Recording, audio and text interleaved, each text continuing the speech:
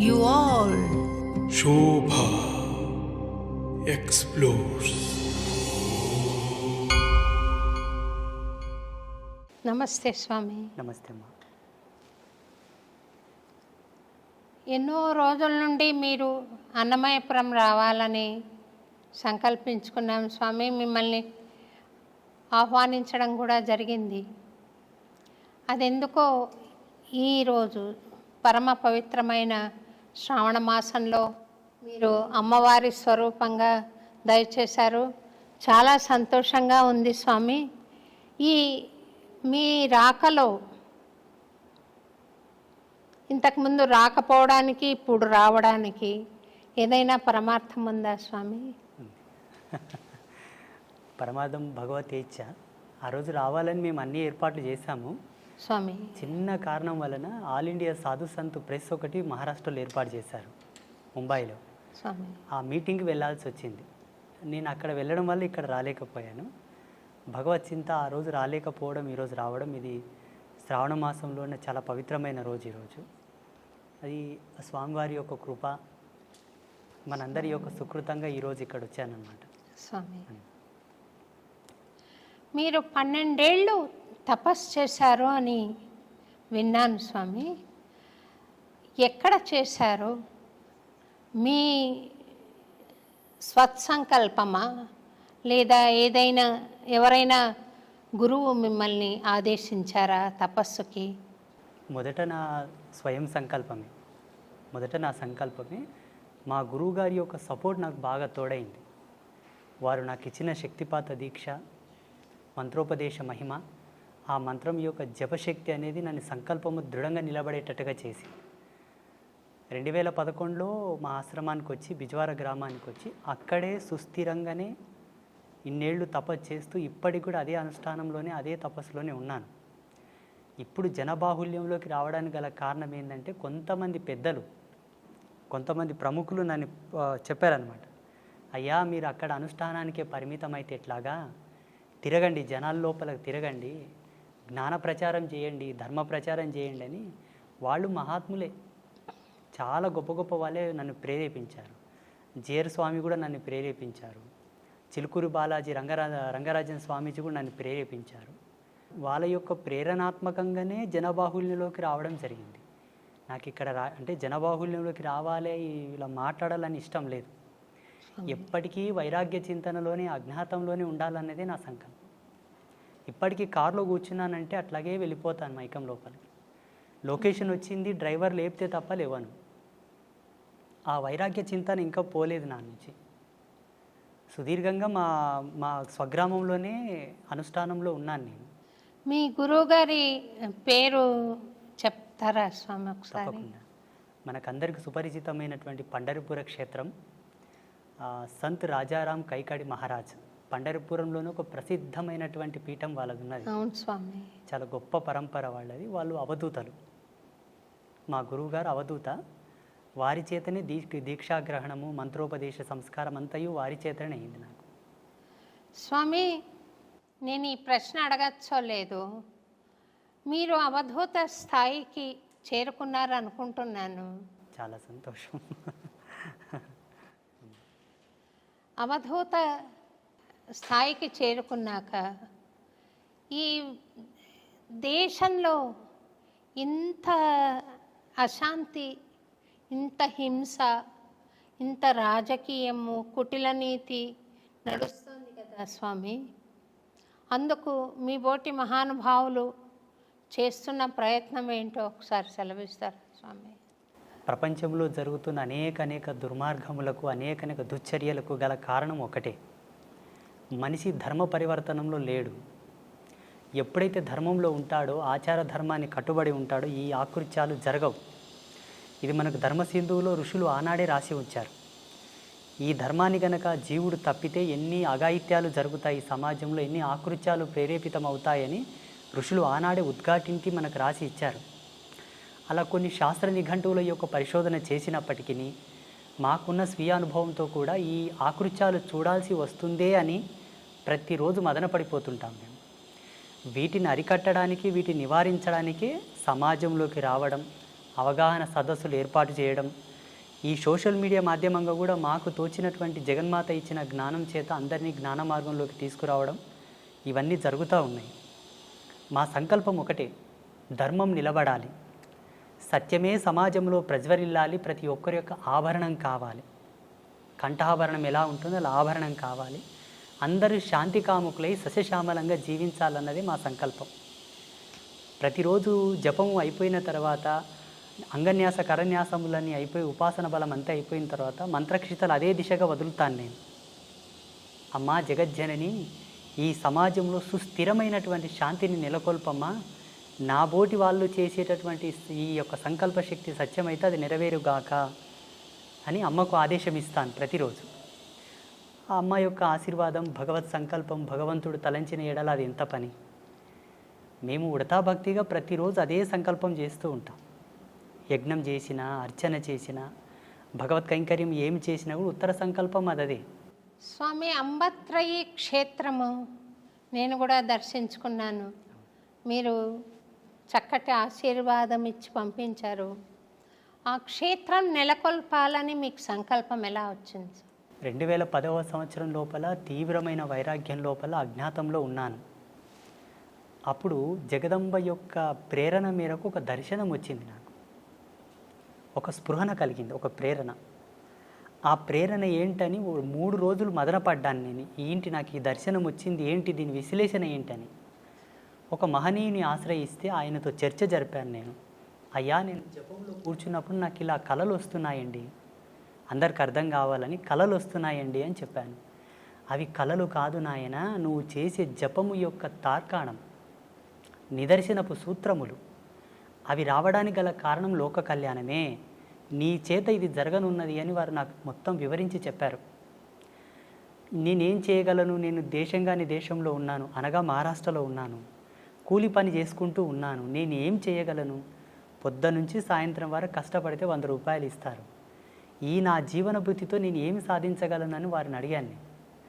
ఉత్తర క్షణమే వారు నాకు ప్రేరణ ఇచ్చారు. మీ తల్లిదండ్రులతో నేను మాట్లాడతాను, నువ్వు ఇక్కడి నుంచి వెళ్ళిపో, మీ స్వగ్రామంలో నీ వల్ల జరిగే ఉన్నాయి, నువ్వు వెళ్ళిపో అని నన్ను ఆదేశించారు. అప్పటికి నేను కొంత డబ్బు తీసుకొని ఒక వ్యక్తి కిందకు పని చేయడానికి పోయాను. ఆయన నన్ను వదలరాయి. నా డబ్బు తీర్చే వరకు నువ్వు ఎలా పోతావని ఆయన అంటాడు. మా తల్లిదండ్రులు ఆయనను వేడుకొని నన్ను పంపించారు ఇక్కడ బిజ్వార గ్రామానికి. ఇక్కడ వచ్చి 6 నెలలు తపస్సు చేశాను. మళ్ళీ అనుష్ఠానమే. 2011వ సంవత్సరం లోపల ఇలా అమ్మవార్లను స్థాపించుకొని ఒక చిన్నపాటి కుటీరం ఏర్పాటు చేసుకొని అక్కడి నుంచి నీ అనుష్ఠానమును కొనసాగించు, అది జగత్ ప్రసిద్ధమవును అని చెప్పేసి ఒక ఆదేశం. ఇప్పటికీ ఈరోజు అన్నమయపురానికి రావడానికి గల కారణం, ఆ రోజు నేను ధ్యానామృతంలో కూర్చున్నప్పుడే వచ్చింది, నువ్వు ఈరోజు పోలేవు అని. వాస్తవంగా ఏదో ఒక ఫోన్ రావడం, నేను అక్కడ పోవడం, మిమ్మల్ని చాలా బాధ పెట్టాను. లేదు స్వామి, మీరు రావాలన్న ఒక తీవ్రమైన సంకల్పం తప్ప నాకు బాధ ఏం లేదు స్వామి. మీరు స్వామి రాలేదే, స్వామి రావాలి అని ఒక కోరిక తప్ప, ఒక ప్రార్థన తప్ప అన్యథా నేను భావించలేదు. మీ జ్ఞానం నాకు తెలుసు, మీ స్థాయి నాకు అంతో ఇంతో దర్శనం అవుతోంది స్వామి.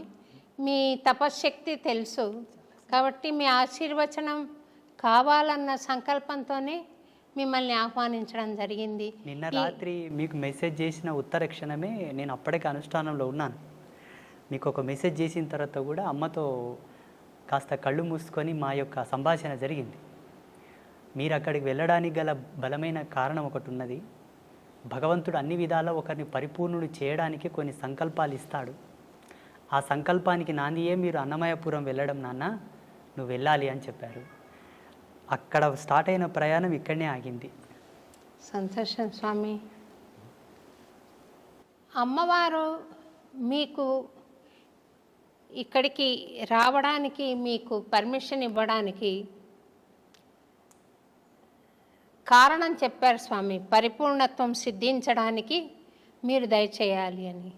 మరి అందుకు మీరు రావడం ఒకటేనా, ఇంకేదైనా సెలవిస్తారా స్వామి? తప్పకుండా. నేను రాత్రిలోనే అమ్మతో కొంత కుశల ప్రశ్నలు సలిపానమాట.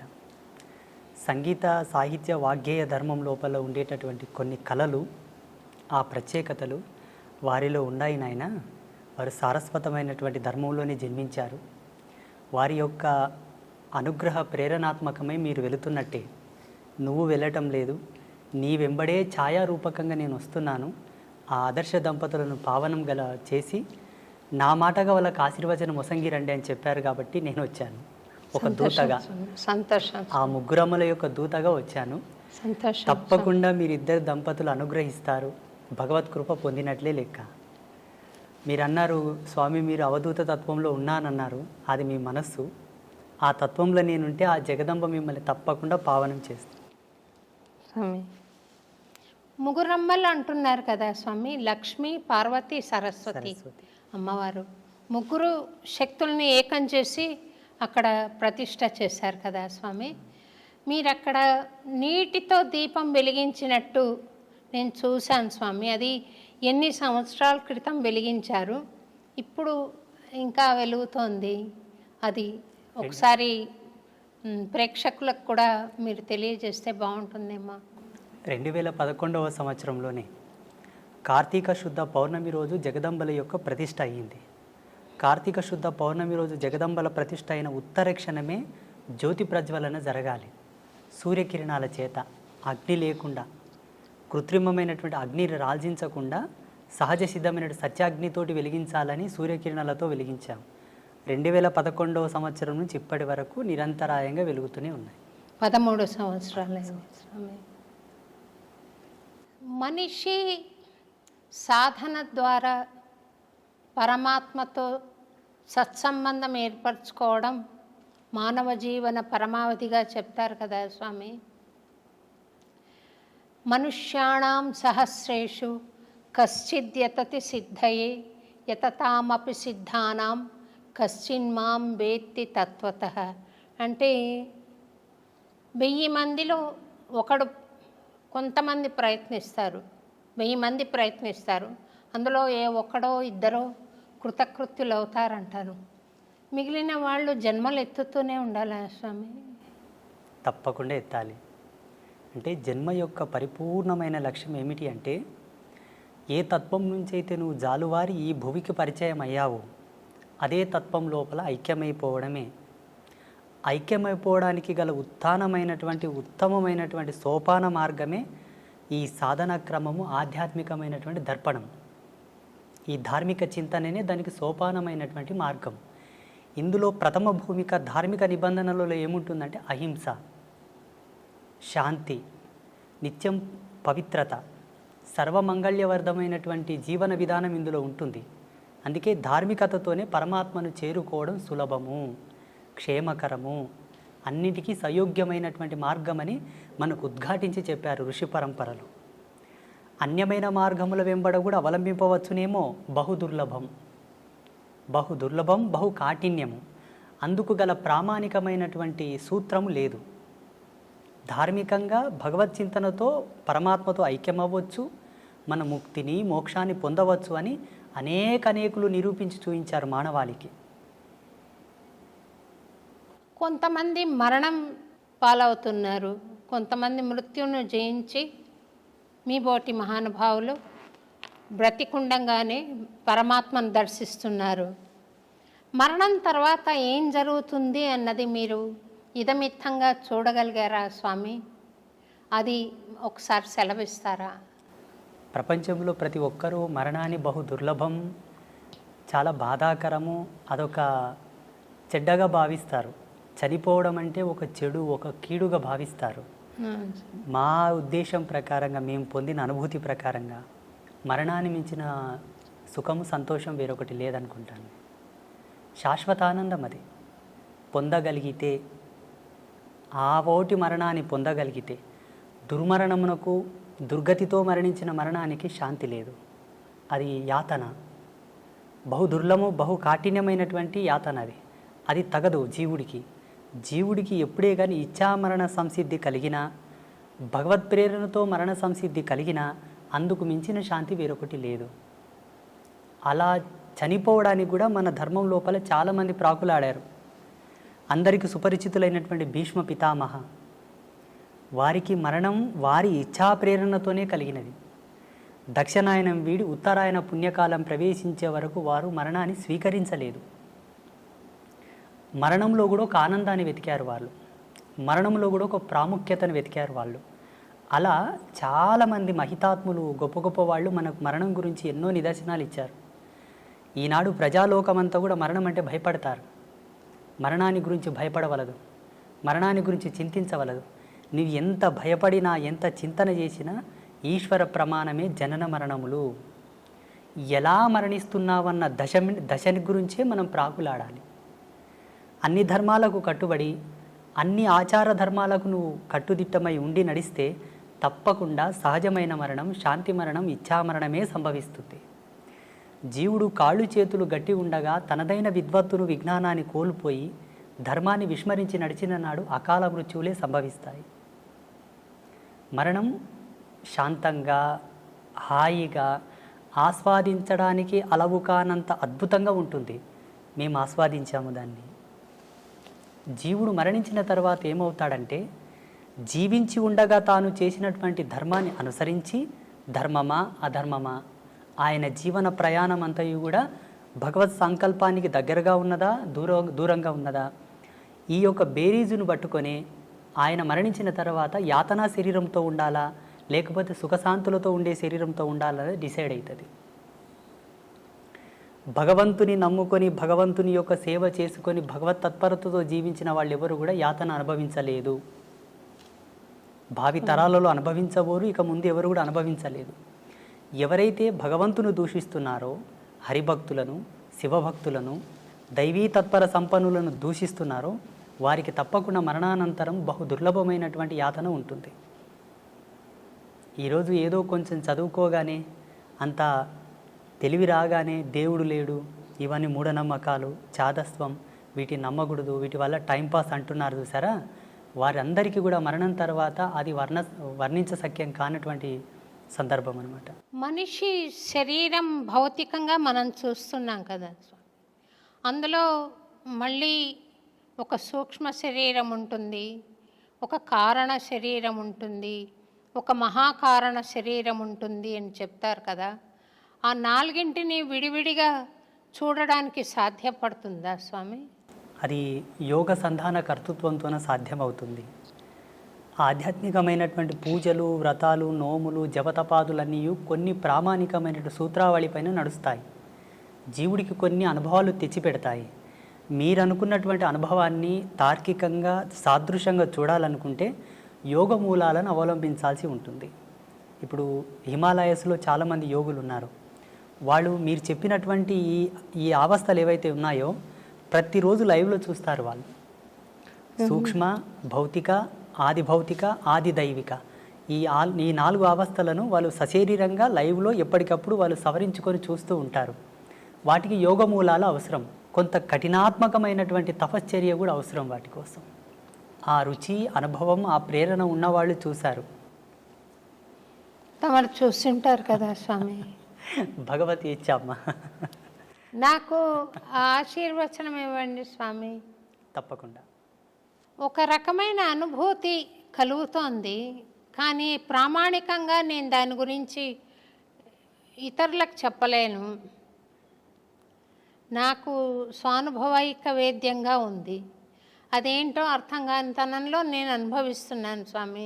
అంటే ఒక బస్సు వెళ్తుంటే ఏ ఊరికి వెళ్తుందో తెలియకుండా ఎక్కి కూర్చుంటే ఆ ఊరు చేరుంటారు వాళ్ళు, కానీ అదేం ఊరు, ఎట్లా వెళ్ళాలి, మధ్యలో వచ్చే దారులేంటి, ఇవేం తెలియదు స్వామి. మీరు నాకేమైనా గైడెన్స్ ఇవ్వగలిగితే ధన్యురాలిని స్వామి. తప్పకుండా. ఇప్పుడు మీరుండేటటువంటి అవస్థ ఏదైతే ఉన్నదో, ఈ వయసుతో, ఈ స్థితితో, ఇది చిట్ట చివరి యొక్క దశకం మీది ఉన్నది స్వామి. ఇప్పుడు ఉండేటటువంటి ఈ దశకంలో మీరు పొందవలసిన జ్ఞానమే, పొందవలసినటువంటి అనుభూతే. జీవుడు చివరి దశకంలో, చివరి తరుణం లోపల ఈ అనుభవాన్ని గనక పొందితే ఆయనకు ఉత్తరోత్తరమైనటువంటి ధర్మాల్లో భగవంతుడు సహాయంగా ఉంటాడు అన్నది కొన్ని శాస్త్రాల్లో చదివాం మేము. మీరు అడుగుతున్నది చాలా సమంజసమైనదే. తప్పకుండా మీకు అది ప్రబోధం నేను చేస్తాను. నేను బెజవాడ కనకదుర్గమ్మ రాత్రిపూట రిక్షాలో కూర్చుని నగరం అంతా చూస్తుంది. ఆ రిక్షావాడు తీసుకెళ్ళాడు. ఒకరి అనుభవాన్ని నేను వీడియో చూశాను స్వామి. అది ఎంత మాత్రం సత్యం అంటారు? అది వాస్తవమే. చాలామంది మన కంచి పరమాచార్య మహాస్వామి వారు కూడా అమ్మవారి గురించి ఎన్నో ప్రత్యక్షమైన సాక్ష్యాలు చెప్పారు. అలాగే చాలామంది జగద్గురువులు కూడా అమ్మవారి యొక్క లీలలు, అమ్మవారు ఒక భక్తుడి యొక్క కోరిక మేరకు రిక్షాలో కూర్చొని నగరమంతా తిరిగేసి మరి ఆ భక్తుడికి మోక్షం ఇచ్చింది, ఆయనను అనుగ్రహించింది అన్నమాట సత్యమే. ఈ అనుభవాన్ని చాలామంది జగద్గురువులు, గొప్ప గొప్ప పీఠాధిపతులు కూడా వర్ణించి ఉన్నారు. చాలామంది మహాత్ములు కూడా వారి సంభాషణలో వీటి ప్రస్తావన చెప్పారు. భక్తుల యొక్క ఉద్ధరణ కొరకు 10 మందికి సాక్ష్యం కావాలి కదమ్మా. ఇప్పుడు ఏదైనా ఒక ప్రత్యక్ష సాక్ష్యం ఉంటేనే నమ్మేటటువంటి జనాలు తయారైనరు. ఇప్పుడు ఈ మధ్యలో కూడా చాలామందికి స్వామీజీలు కూడా అమ్మవారితో చేసిన అనుభవాలు చెబుతూ ఉన్నారు. వారు అక్కడ వెళ్ళినప్పుడు అమ్మవారు వారికి ఇచ్చేటటువంటి దర్శనం, వారితో చెప్పేటటువంటి మాట తీరు అంతయు కూడా సామాన్య ప్రజలకు వర్ణిస్తూ ఉన్నారు, చెబుతూ ఉన్నారు. అది జరిగిన మాట వాస్తవమే, అది జరిగింది. కొన్ని సంవత్సరాల క్రితం నేను ఒక చిన్న వీడియో చూశాను స్వామి. మీరు చిలుకూరు బాలాజీ టెంపుల్కి వెళ్ళడం, అక్కడ రంగరాజన్ స్వామివారు మిమ్మల్ని భుజం మీద ఎక్కించుకుని గుళ్ళోకి వెళ్ళడం నేను చూశాను. అందులో ఏదైనా పరమార్థం ఉందంటారా స్వామి? సమాజంలో చాలామంది ఇప్పుడు అస్పృశ్యత గురించి చాలా కాంట్రవర్సీ చేస్తూ ఉన్నారు. బ్రాహ్మణులు ఈ సబ్బండ వర్ణాల వాళ్ళని, దళితులను పట్టి పీడించారు, సనాతన ధర్మానికి దూరం చేశారు, ఈ ధర్మం పట్ల వాళ్ళకి ఏ హక్కు లేకుండా వాళ్ళని వెలివేశారు అని చాలామంది కాంట్రవర్సీ చేస్తున్నారు. శ్రీమాన్ రంగరాజన్ వారు అది ఒక సవాల్గా తీసుకున్నారు. పెద్ద డిబేట్ జరిగింది వారిపైన, అంటే బ్రాహ్మణ పెద్దల పైన పెద్ద డిబేట్ జరిగింది. అట్లేం లేదండి, మా బ్రాహ్మణ సమాజంలో కూడా ఈ ఎవరైతే నిమ్న వర్గాల వాళ్ళు ఉన్నారో వాళ్ళని హక్కున చేర్చుకున్న మహనీయులు చాలామంది ఉన్నారు. 2700 సంవత్సరాల క్రితం శ్రీరంగ క్షేత్రంలో జరిగినటువంటి ఒక అద్భుతమైన ఘట్టాన్ని వారు వివరించారు. అక్కడ ఉండేటటువంటి కొంతమంది పెద్దలు ఎప్పుడో జరిగింది చెబుతావేంటయ్యా, ఇప్పుడు ఏమైనా చేసేవాళ్ళు ఉన్నారా, ఇప్పుడు ఏమైనా చేరదీసేవాళ్ళు ఉన్నారని ప్రశ్నించారు. అయ్యో ఎందుకు, నేనున్నాను కదా, నేను చేస్తానని వారు ముందుకొచ్చారు. అక్కడ 2700 సంవత్సరాల క్రితము జరిగినటువంటి అద్భుతమైన ఘట్టాన్ని పునరావిష్కృతం చేస్తూ శ్రీమాన్ రంగరాజన్ గారు జియాగూడ రంగనాథ స్వామి దేవాలయం లోపల వారు చాలా వరకు శోధించారట. ఆ రోజు లోకసారంగముని తిరుప్పాణ ఆళ్వార్ అని ఒక ఆళ్వారుని భుజాల మీద ఎత్తుకున్నాడు. తిరుప్పాణ ఆళ్వార్ లాంటి ఒక ఈ నిమ్న వర్గాల్లో అంతటి పరమభక్తుడు ఎవరున్నారు అని బాగా రీసెర్చ్ చేశారు. ఎవరో ఒక భక్తుడు నా గురించి వారికి చెప్పారు, అయా ఒక ఆయన ఉన్నాడు, ఫలానా విజవార గ్రామంలో, వయసు చిన్నదే, తన వరకు తను ఒక చిన్న కుటీరం ఏర్పాటు చేసుకొని రోజు తపస్సు పూజలు చేస్తూ ఉంటాడు, మీరేమన్నా వారిని సంప్రదించండి అంటే వారు నాకు ఫోన్ చేశారు. నేను ఇట్లా రంగరాజన్ పంతుల్ని మాట్లాడుతున్నాను, మీరు ఒకసారి హైదరాబాద్ రావాల్సి ఉంటుంది, పలానా కార్యక్రమం చేస్తున్నాము అన్నారు. నాకు దాని గురించి ఏం తెలియదు. అయ్యో తప్పకుండా వస్తానండి అన్నాను. అప్పటికి నేను ముంబైలో ఉన్నాను, మా గురువుగారి పీఠంలో ఉన్నాను. ఆ ప్రోగ్రామింగ్కి సరిగ్గా అదే రోజు సికింద్రాబాద్ రైల్వే స్టేషన్లో ట్రైన్ దిగి అటు నుండి సీదా జియాగూడ రంగనాథ స్వామి దేవాలయానికి వెళ్ళాను. అక్కడ వెళ్ళగానే చాలామంది పండితులు, విప్రోత్తములు, బ్రాహ్మణులు, మంగళ వాయిద్యాలు ఎంతోమంది కూర్చొని ఉన్నారు, కెమెరాలు ఉన్నాయి, మీడియా వాళ్ళు ఉన్నారు. నేను షాక్ అయ్యాను. అక్కడ ఆ సమయంలో వారు చేసినటువంటి ఘట్టమే మునివాహన సేవ. వాస్తవంగా వారు ఒక ఆదేశాన్ని, భగవత్ ఆదేశాన్ని, చిలుకూరి బాలాజీ స్వామి వారి యొక్క ఆదేశాన్ని స్వీకరించే ఈ ఘట్టము చేశారని నేను భావిస్తాను. మొత్తం సమాజానికి ఒక అద్భుతమైన మెసేజ్ అది. ఏంటి, మనసు పరిమళించి స్వీకరించగలిగితే ధర్మాన్ని ఎవరైనానూ స్వీకరించవచ్చు. అలా స్వీకరించలేని పక్షాన భగవంతుడు ఏం చేయదు, ధర్మం కూడా ఏం చేయదు కదా. ఆ కోణంలో అందరికి ఒక మంచి మెసేజ్ పోవాలని చెప్పి వారు ఆ కార్యక్రమం చేశారు. స్వామి, అయితే స్వామి, ఒక స్వాముల వారు ఆయన సాధన సంపత్తి ద్వారా జ్ఞాన మార్గంలో ప్రవేశించి ఆయనకు ఆత్మజ్ఞానం కలిగిన తర్వాత ఆయనకు కులతత్వం ఏముంటుంది స్వామి? ఆయన బ్రహ్మర్షితో సమానం కదా స్వామి? ఉండదు. అంటే ఇక్కడ పరమహంస పరివ్రాజక తత్వం పొందినటువంటి మహనీయులకు ఏ విధమైన భేదము, భావన, చింతన, తన మన ఏవి ఉండవు. ఆ బోటి జ్ఞానులు సమాజంలో అందరూ ఉండి ఉంటే ఇంతటి ప్రశ్న, ఇంతటి సమాధానం మనకు అవసరం ఉండేది కాదు. సమాజంలో విభిన్నమైన భావాలు, విభిన్నమైన జీవన విధానాలు, విభిన్నమైనటువంటి ఆలోచన స్థితులతో ఉండేటటువంటి సమాజం ఇప్పుడున్న సమాజం. అందరికీ సమాధానం చెప్పగలిగేటటువంటి క్రియ ఒకటి జరగాలి. అందుకు పరమాత్మనే ఎందుకు ఆహుతి కాకూడదు? ఆ పరమాత్మ యొక్క భక్తుడే ఎందుకు సమిధ కాకూడదు? ఆ సమాధానము జ్వాలల్లో కాలడానికి, ఆ సమాధానపు చర్యకు ఆహుతైనటువంటి జ్వాలగా, ఆ సమిధగానే రంగరాజన్ గారు నేనిద్దరం మారడం జరిగింది. ఇక్కడ ఉండేటటువంటి స్వామీజీకి ఆ భేదము లేదు, అక్కడ ఉండేటటువంటి స్వామికి ఏ భేదము లేదు. కానీ సమాజంలో ఎవరికి కూడా సందేహం లేకుండా, ఏ ఒక్కరికి, పండితుడి నుంచి పామరుని వరకు అందరికీ సమానమైనటువంటి ఒక సమాధాన ప్రేరేపకమే ఆ మునివాహన సేవ.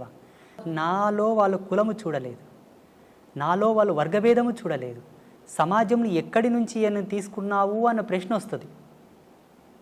ఆనాడు తిరుప్పాణాళ్వారు పుట్టినటువంటి కమ్యూనిటీ ఏమిటి? ఈనాడు నువ్వు పునరావృతం చేస్తున్నటువంటి కమ్యూనిటీ వాళ్ళు ఎవరు? ఆయన భాగవతుడా, భక్తుడా, భగవంతుడా, స్వామీజీయా, సన్యాసియా పక్కన పెడితే వర్గీకరణ ప్రకారంగా దృశ్యంతో చూసేవాళ్ళు ఉన్నారు ఇప్పుడు సామాన్యులు. వారి కోరకై నన్ను ఎంచుకొని నన్ను వారు ఆ కార్యక్రమంలో స్వామివారే ముందుకు తెచ్చారు.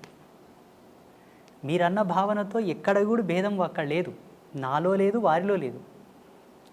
జనాల కోసం, జనబాహుల్యంలో అది ఒక మంచి నిర్దేశకం కావాలి కాబట్టి వారు తీసుకోవడం జరిగింది.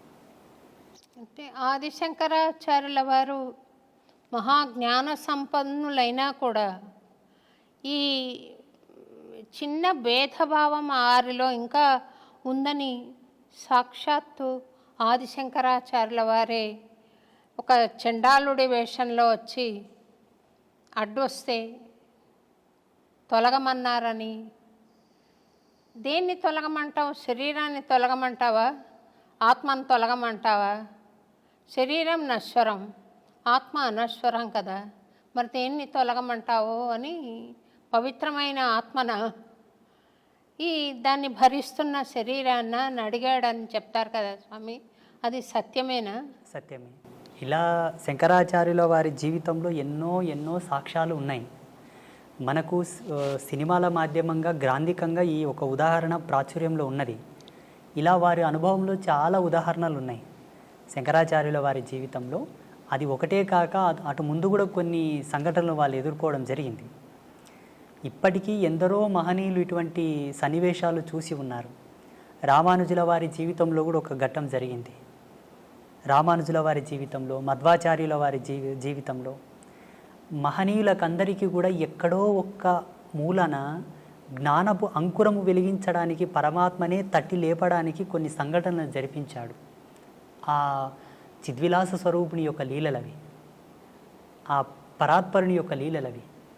ఆయననే సామాన్యుడిలా వచ్చి, చండాలుడిలా వచ్చి, నిషిద్ధ కులములో పుట్టినటువంటి ఒక భక్తుడిలా వచ్చి భాగవతులకు, త్రిమతాచార్యులకు కొంతలో కొంత జ్ఞానోపదేశం చేశాడు. అక్కడ జరిగినటువంటి సంభాషణ మూలంగా స్వామివారు, శ్రీ వెంకటేశ్వర స్వామివారు ఆ తిరుమల కొండలపైన ఎందరితోనో ఎన్నెన్నో ఆటలు ఆడాడు, క్రీడలు ఆడారు. చాలామంది భాగవతులతో, పుణ్యాత్ములతో ఆయన క్రీడించాడు, సంభాషించాడు. అందులో సెంచులు ఉన్నారు, దళితులు ఉన్నారు, కొండల్లో జీవించే వాళ్ళు ఉన్నారు, చాలామంది ఉన్నారు. కొన్ని కథలు ప్రాచుర్యంలోకి వచ్చాయి. ఇప్పుడు వేంగమాంబ కానీ, అక్కడ ఉండేటటువంటి ఒక భక్తుడు కానీ, హాతీరాం బాబాజీ కానీ, ఇటువంటి వాళ్ళ గాథలు కొన్ని ప్రాచుర్యంలోకి వచ్చాయి. మరుగున పడిపోయిన చరిత్రలు చాలా ఉన్నాయమ్మా. స్వామి ఎందరెందరితోనో సంభాషించినటువంటి కథలు చాలా ఉన్నాయి. మాబోటి వాళ్ళు వాటిని తెలుసుకొని పసిగట్టి కొందరికి మాత్రం వాటి చెబుతూ, చూడన్న మీరు దేనికి తక్కువ కాదు, శ్రీ వెంకటేశ్వర స్వామి వారే మీ వాళ్ళతో మాట్లాడారయ్యా, మీరు స్వామివారికి పాత్రులే, మీరు స్వామివారిని చేరండి, సేవించండి, వేడుకోండి అని చెప్పేసి చాలామందిని నేను ప్రేరేపితం చేశాను. ఈ ముగురమ్మల మూలపుటమ్మ అంటారు కదా స్వామి, ఆ ముగురమ్మలు ముక్కోటి దేవతలు ఒక్కటైనారు చక్కని పాపను ఇక్కడ ఉంచారు అన్నారు. ఈ అమ్మలంతా కలిసి అక్కడ ఉన్నారు అని ఒక భక్తుడి భావన. మీరు వెంకటేశ్వర స్వామిలో అమ్మని దర్శించుంటారు కదా స్వామి, అమ్మలో కూడా వెంకటేశ్వర స్వామి కనపడుతూ ఉండాలి కదా. ఈ అభేదత్వం ఉన్నప్పుడు మా దేవుడు గొప్ప మీ దేవుడు గొప్ప అనుకోవడం మూర్ఖత్వం అవుతుందేమో కదా స్వామి. భగవంతుణ్ణి ఎప్పుడైతే భేదంతో చూశావో జీవుడు ఇంకా పరిపూర్ణుడు కాలేదు అని లెక్క. అది సాంప్రదాయికంగా అవనివ్వండి, పీఠ పరంపరానుగతంగా అవనివ్వండి, జీవుడు తరించుటకు పలు మార్గాలు ఉన్నాయే తప్పిస్తే ఉత్తమమైనటువంటి స్థితి చేరడానికి ఉన్నది ఒకటే పరమాత్మ. ఆ పరమాత్మకు ఏ విధమైన రూపభేదము లేదు, లింగభేదము లేదు, వర్గభేదము లేదు, ఏ విధమైన సాంప్రదాయమైనటువంటి భేదము లేదు. జీవుడు తనకు విజ్ఞాన విద్వత్వ ఆవిష్కరణ చెంది తాను కొన్నింటిని పరిగణలోకి తీసుకున్న తర్వాత కొన్ని కట్టుదిట్టమైన ఆచారాలను ఏర్పాటు చేసుకున్నాడు. వారి యొక్క ఆశ్రమ ధర్మాలు, పీఠ పరంపరానుగతంగా వచ్చేటటువంటి సూత్రాలను పట్టుకున్నారు. భగవంతునికి అవి ఎన్నడి కూడా చెల్లవు. నేను స్వామివారిలో అమ్మని చూస్తాను, అమ్మలో స్వామివారిని చూస్తాను, స్వామివారిలో శివతత్వం చూస్తాను, శివతత్వంలో స్వామితత్వం చూస్తాను, భక్తుడిలో భగవంతుని చూస్తాను, భగవంతునిలో భక్తిని చూస్తాను, ఉపాధి యోగ ధర్మాన్ని అనుసరించి. అట్టి జ్ఞానాన్ని పొందిన వాళ్ళు ఎవరు కూడా ఎరుక దృష్టితో చూసే వాళ్ళు ఎవరు కూడా భేదం చూపరు. నేను శ్రీ వెంకటేశ్వర క్షేత్రానికి ఎప్పుడు వెళ్ళినా అక్కడ పరమాత్మను దర్శించేటప్పుడు నా అంతరాత్మలో జగదంబనే ఉంటుంది, సాదృశ్యంగా స్వామి ఉంటాడు. నేను మా పిల్లలకు, మా శిష్యులకు అందరికీ ప్రబోధం చేశాను. ఆ జగజ్జనని జగన్మాత ఆ లలితా పరమేశ్వరే నాకు గోచరించింది నాయన అని చెప్తూ ఉంటాను నేను. ఒక్క త్రుటి కాలమునందు మరి యథాతథంగా స్వామివారే గోచరిస్తారు. అది నా గురి, నా యొక్క తాపసికమైన గురి ప్రతిరూపకంగా అక్కడ అమ్మను దర్శిస్తాను నేను. సంతోషం స్వామి. స్వామి, కొంతమంది మహాభక్తులయ్యి ఉండి కూడా సాధన ఎంతో జరిగినా కూడా వారు కొన్ని దశల్లో కొన్ని విపత్తులను అనుభవిస్తూ ఉంటారు. అది వాళ్ళు ఇది వద్దనుకున్నా కూడా అది పోయే స్థితి ఉండదు, ఒక పని చేయాలనుకున్నా చేసే స్థితి ఉండదు. అదేమన్నా చేతబడా స్వామి? ఇక్కడ మనము భగవంతుడు వారిని విశేషంగా అనుగ్రహించబడ్డప్పుడు ఇటువంటి తుచ్చమైనటువంటి ప్రయోగములు వాళ్ళ మీద జరగవు. ఉదాహరణకు ఈ దేశానికి ఒక హోమ్ మినిస్టర్ ఉంటాడు. దేశానికి home minister, central home minister. ఆ సెంట్రల్ హోమ్ మినిస్టర్కి పోలీసు బందోబస్తు కొదువ ఉంటుందా? మీరు చెప్పండి, ఉంటుందా? ఉండదు. ఉండదు. భగవంతుడంటే అనిర్వచనీయమైనటువంటి శక్తి, దేని కొలతలతో కొలవలేనిది. తాంత్రిక విద్యలు, క్షుద్ర విద్యలకు కొలత ఉన్నది, లిమిట్ ఉన్నది. క్షుద్ర విద్యలు ఒకరి మీద ఆపాదం కావడానికి, ప్రయోగం కావడానికి, వారి మీద ప్రభావం చూపడానికి లిమిట్ ఉన్నది. భగవత్ చైతన్యానికి లిమిట్ లేదు, కొలత లేదు, అపరిమితం, అది అనంతం, అవ్యాజ్యము. అట్టి కృపను పొందిన మన పైన అటువంటి ప్రయోగాలు జరగవు. అయితే కొంతమంది పుణ్యాత్ములు, పుణ్యచరితులు, గొప్ప గొప్ప భక్తులు కూడా కొంత సమయం వరకు కలిమాయలో పడవలసి వచ్చి కొన్ని తప్పులు చేశారు, కొన్నింటికి ప్రలోభపడ్డారు, స్త్రీ వ్యామోహితులయ్యారు, డబ్బుకు వ్యామోహితులయ్యారు, రాజకీయంగా వాళ్ళు కలిసి కొందరి చేత అవమానాలు పడ్డారు. చాలామంది గొప్ప గొప్ప పీఠాధిపతులు అనుకోండి, స్వామీజీలు అనుకోండి. వీటికి వారి యొక్క స్వయం జన్మకర్మ సంభవము. ఎవరు? ఆ స్వామీజీ యొక్క జన్మకర్మ సంభవం.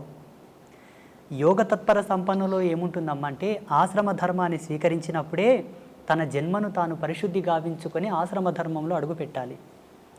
సోకాల్డ్ స్వామీజీలు సెల్ఫ్గా క్రియేట్ చేసుకొని వచ్చే వాళ్ళందరూ కూడా అనుభవిస్తారు, తప్పదు. వాళ్ళు పాత్రను శుద్ధి చేసుకోకుండానే పక్వానికి ఉపక్రమిస్తారు. పాత్ర శుద్ధి ఎరగక ముందే పక్వం ఆరంభిస్తారు కాబట్టి తత్ఫలితం వాళ్ళు అనుభవిస్తున్నారు. కానీ వాస్తవంగా ఆధ్యాత్మిక సూత్రావళి ప్రకారంగా ఏ ఆశ్రమ ధర్మంలో నువ్వు కాలు పెడుతున్నావో అడుగిడకన ముందే నీ జన్మ సుకృతం ఏమిటి, నీ జన్మకర్మ సంభవం ఏమిటి, ఎందుకై నీవు జన్మించితివి, అదంతా విశ్లేషణ చేసుకొని ఉత్తర జన్మలో ఉండేటటువంటి పాపములు నీవు ఎందు ఏవైనా ఉన్నా వాటిని ప్రక్షాళన చేసుకొని శుద్ధుడవైన తర్వాతే భగవంతుని ఆశ్రయించవలే. అలా చేసుకొని వాళ్ళకి అది ఆపాదమై వేధిస్తూ ఉంటాయి. ఆ కర్మ, ఆ పాపం యొక్క ప్రేరేపకమే వాళ్ళని తప్పు చేయడానికి ప్రేరేపిస్తూ ఉంటాయి. చాలామంది గొప్ప గొప్ప వాళ్ళ జీవితాల్లో ఇది నిరూపణ అయింది. ఆ ప్రభావం వాళ్ళ మీద ఉండిపోతుంది. భౌతికమైన శరీరం లేకుండా మరి అది సూక్ష్మ శరీరం అనాలా, ప్రేతాత్మ అనాలా, దయ్యాలని మామూలు మాటల్లో అంటారు, దేవతలు కూడా కావచ్చు, ఉంటారా స్వామి అట్లా? ఉన్నారు. దైవం ప్రత్యక్షమైనటువంటి దర్శనం. ఈ భూతాలు, ప్రేతాలు, దయ్యాలు ప్రత్యక్షంగా మనకు కనబడవు. భగవంతుడు దర్శనమిస్తాడు కానీ వాళ్ళు మనకు దర్శనం అవ్వరు. ఆ దుష్టశక్తిని పసిగట్టి పట్టుకోవాలంటే అంతకు సమానమైనటువంటి దైవశక్తి కలిగి ఉండాలి. ఆ ప్రేరణాత్మకమైనటువంటి శక్తి ఉంటే మనం భూతాలను, ప్రేతాలను పట్టుకోవచ్చు, చూడవచ్చు కూడా. ఇవన్నీ కూడా ఉన్నాయి సమాజంలో. లేవు అనడానికి ఆస్కారం లేదు. ఉన్నాయి అనడానికి ప్రమాణాలు ఉన్నాయి. ఆ ప్రమాణాలు వేటిపైన ఆపాదం అవుతున్నాయో మేము నిరూపించగలం. లేవు అనడానికి ప్రమాణాలు లేవు, ఉన్నాయి అనడానికి ప్రమాణాలు ఉన్నాయి. మీరు చూసారా స్వామి దయ్యాలను? అమ్మా నారాయణ, చూశాను. అంటే ఎందుకు మీ వద్దకు రావడానికి కారణం ఏంటి స్వామి? వాళ్ళకు కొన్ని వాళ్ళకు ఉండేటటువంటి స్వయం కోరికలు కొన్ని ఉంటాయి, స్వయం ప్రేరణలు కొన్ని ఉంటాయి. ఎంతకు విమోచనం కలగక వచ్చి ప్రాధేయపడ్డటువంటి సందర్భాలు చాలా ఉన్నాయి మాతోటి. కొన్ని ఆత్మలు, మీరు పుణ్యాత్ములు అంటారు, పుణ్య తపస్వీకులు అంటారు, మీ యోగ మహిమతో మాకు విమోచనం కలిగించండి, మాకు శాంతిని ప్రసాదించండి, మా వారసులు మీ దర్శనార్థంపై వస్తున్నారు, వారికి మీరు చెప్పి మాకు సద్గతి కలిగేటట్టుగా చేయండి, ఎన్నాళ్ళంటూ మేము ఈ యాతన శరీరంతో ఉండగలము అని చెప్పి మాకు గోచరించిన వాళ్ళు ఉన్నారు, గోచరిస్తున్నారు కూడా ఇప్పటికీ. మీకు అంటే కాంతి రూపంలో కనపడతారా, లేకుంటే భౌతిక శరీరం కూడా కనపడుతుందా స్వామి వాళ్ళది? పంచభూతాల్లో ఆత్మగా మారిన వారికి ఒకే భూత ప్రభావం ఉంటుంది, వాయు ప్రేరేపకం మాత్రమే ఉంటుంది. వాయు ప్రేరేపకంగానే ఉంటారు. సశరీరంగా సజీవంగా లైవ్లో ఉండడానికి పంచభూతముల యొక్క సమ్మిశ్రితంగా మనం ప్రత్యక్ష వీక్షణం చేస్తాం అందరం. ఆత్మని చూడాలంటే 4 భూతములు విడిపోతాయి. అగ్నితత్వం, భువితత్వం, జలతత్వం, ఆకాశతత్వం విడిపోతాయి. వాయుతత్వం మాత్రమే ఆత్మగా నిలబడిపోతుంది. మనం ఏ ఆత్మను దర్శించాలన్నా వాయువు ప్రేరేపకముగానే చూడవలే, సంభాషించవలే. ఇక్కడ మీరు దయ్యాలు, భూతాలు, ప్రేతాలు మీకు కనబడతాయా గురూజీ అని అడిగారు కదా. పంచభూతాల మీద అంతో కొరతో కాస్తో కొరతో జ్ఞానం ఉండి పట్టు ఉన్న వాళ్ళకే వాటిని పట్టుకోవడానికి ఒక విఘ్నత ఉంటుంది, లేకపోతే ఉండదు. అంటే వాటి అనుభూతి కలుగుతుందా, లేకపోతే చర్మచక్షులతో చూడగలుగుతామా? చర్మచక్షులతో చూడొచ్చు, అనుభవైకంగా తీసుకునే వాళ్ళు కొంతమంది ఉంటారు. లైవ్లో చర్మచక్షులతో వాళ్ళని చూస్తూ ఒక షాడో, ఒక నీడలాగా, ఒక వాయు యొక్క కేంద్రకంగా ఒక ఆకారంలాగా మనం చూసి మాట్లాడడం కూడా జరుగుతుంది. చూసిన వాళ్ళు చాలామంది ఉన్నారు. వాళ్ళని దర్శించినప్పుడు మీకు కలిగిన అనుభూతి ఏంటి స్వామి? మాకు చిదానంద స్థితిని, అనంతతత్వాన్ని చూసినప్పుడు వాటిని చూస్తే ఏం అనుభూతి కలుగుతుందమ్మా? జాలి వేస్తుంది అంతే. జాలి ఎందుకు స్వామి అంటే వాళ్ళు చెప్పేటటువంటి మాటలు, వాళ్ళు పడుతున్నటువంటి బాధ, ఇంత ఆస్తి గడిచి ఇచ్చాను, నాకు తగిన శాంతి చేయట్లేదు నా వాళ్ళు అని అంటారు. నాకు ఇంకయూ సద్గతి కలగలేదు, నా వారసత్వం అనే వ్యామోహం లోపల ఇంత కష్టపడి నేను అన్నీ చేసి ఇచ్చాను, నా మరణానంతరము నాకు సరి అయిన పూజలు చేయక, నాకు సద్గతిని కల్పించక ఇంకయూ నన్ను బాధ పెడుతున్నారు స్వామి అని వేడుకున్నప్పుడు ఎవరికైనా జాలి కలుగుతుంది కదా. నా వారసత్వం చల్లగా ఉండాలని ఎన్నో ఆకృత్యాలు చేస్తూ, ఎన్నో తప్పులు చేసి, ఎంతో కష్టపడి అవతలి వాళ్ళ మనోభావాలు దెబ్బతీసి కూడా సంపాదించిన తర్వాత కూడా చివరికి ఆ జీవుడు వెళ్ళిపోయిన తర్వాత వీళ్ళు ఏమి సద్గతిని ప్రేరేపింపక బాధపడతాను నేను. వాళ్ళని చూసి ఏం అనుభూతి పొందను. మీరు వాళ్లకు సద్గతి కలిగించారా స్వామి, లేకుంటే ఇంకా ఉన్నారా మీతోటి? అంబాత్రయ క్షేత్రంలో లెక్క పెట్టలేదు కానీ అమ్మా, ఇప్పటికి శ్రీపీఠంలో గోమాతకు చాలా ఉత్తమమైనటువంటి తంతులతోటి మేము పితృదేవతలకు శాంతి చేస్తాం. మీరు ఇదొక్కటి పట్టుకోవాలి. ఇక్కడ ఉండేటటువంటి భారతదేశంలో ఏ క్షేత్రంలో కూడా అట్లా గోమాతకు పూజా కైంకర్యములు జరగవు. అదియు జగదంబ యొక్క ప్రేరణని అమ్మ నాకు ఇచ్చిన దర్శనమే. చూడు నాయన, నీ చెంతకు వచ్చి వారికి ఈ విధంగా గోమాతకు కైంకర్యములు జరిపి వారి పితృదేవతల శాంతిని కోరితే ఉత్తరక్షణమే శాంతిస్తారు, వాళ్ళ సంసారంలో ఎన్నో మార్పులు వస్తాయి, వాళ్ళు సుఖ సంతోషాలతో జీవిస్తారు అని.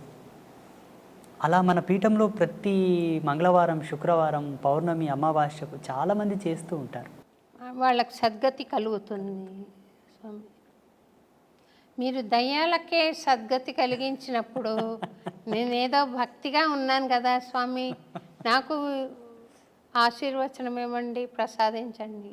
తప్పకుండా. అంటే మీకు ప్రత్యేకంగా నేను ఇవ్వవలసిందైతే ఏమీ లేదు. ఒక్కటి ఇవ్వగలను, ఒకటి మాత్రం ఇవ్వగలను. చెప్పండి. ఆ పరమేశ్వర యొక్క ఆశీర్వాదంతో, భగవంతుని కృపతోటి ఆల్రెడీ మీరు ఈశ్వర ప్రీతిని పొంది ఉన్నారు, భగవత్ కృపను పొంది ఉన్నారు, మీరు ఉత్తమమైనటువంటి ధర్మంలోనే ఉన్నారు. ఇందులో ఏ సందేహం లేదు. అంటే ఇంతకుముందే మనం కాఫీ తాగాము చిన్నగా. కాఫీ తాగిన తర్వాత కూడా దాని రుచిని కోరుతున్నట్టు ఉన్నది మీరు. మీరు కోరకనే కోరి ఉన్నారు, కోరినను దాన్ని కోరనట్లుగానే భావించి మీరు కోరినటువంటి దాన్ని ప్రసాదించడానికి నేను అనుగ్రహిస్తాను. ఈ కెమెరా ముందు వద్దు, అందరు పట్టుకుంటారు మళ్ళీ దాన్ని. అమ్మా స్వామి, అన్నమాచార్యుల వారు 32,000 కీర్తనలు స్వామి మీద రాసిన మహానుభావుడు స్వామి. ఆయనకు 16వ ఏట స్వామి దర్శనమైంది. అప్పుడు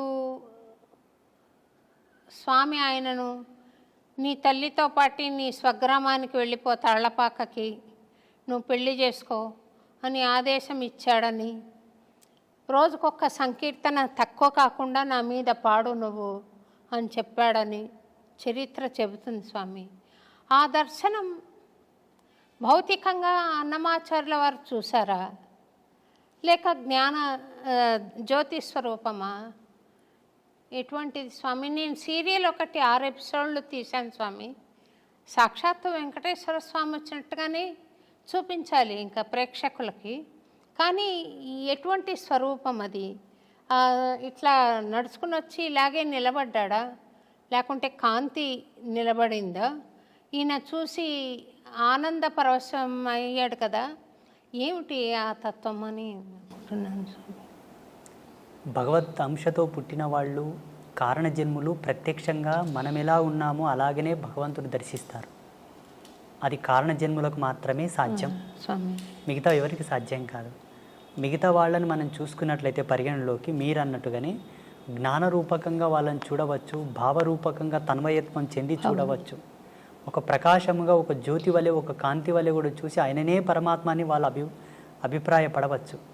మీరన్నటువంటి అన్నమాచార్యులు ఎవరైతే ఉన్నారో, త్యాగరాజస్వామి, అన్నమాచార్యులు, కాళిదాసు లాంటి వాళ్ళందరూ భగవంతుని చక్షువులతో చూశారు, మాంసనేత్రంలో ముద్దతోనే చూశారు.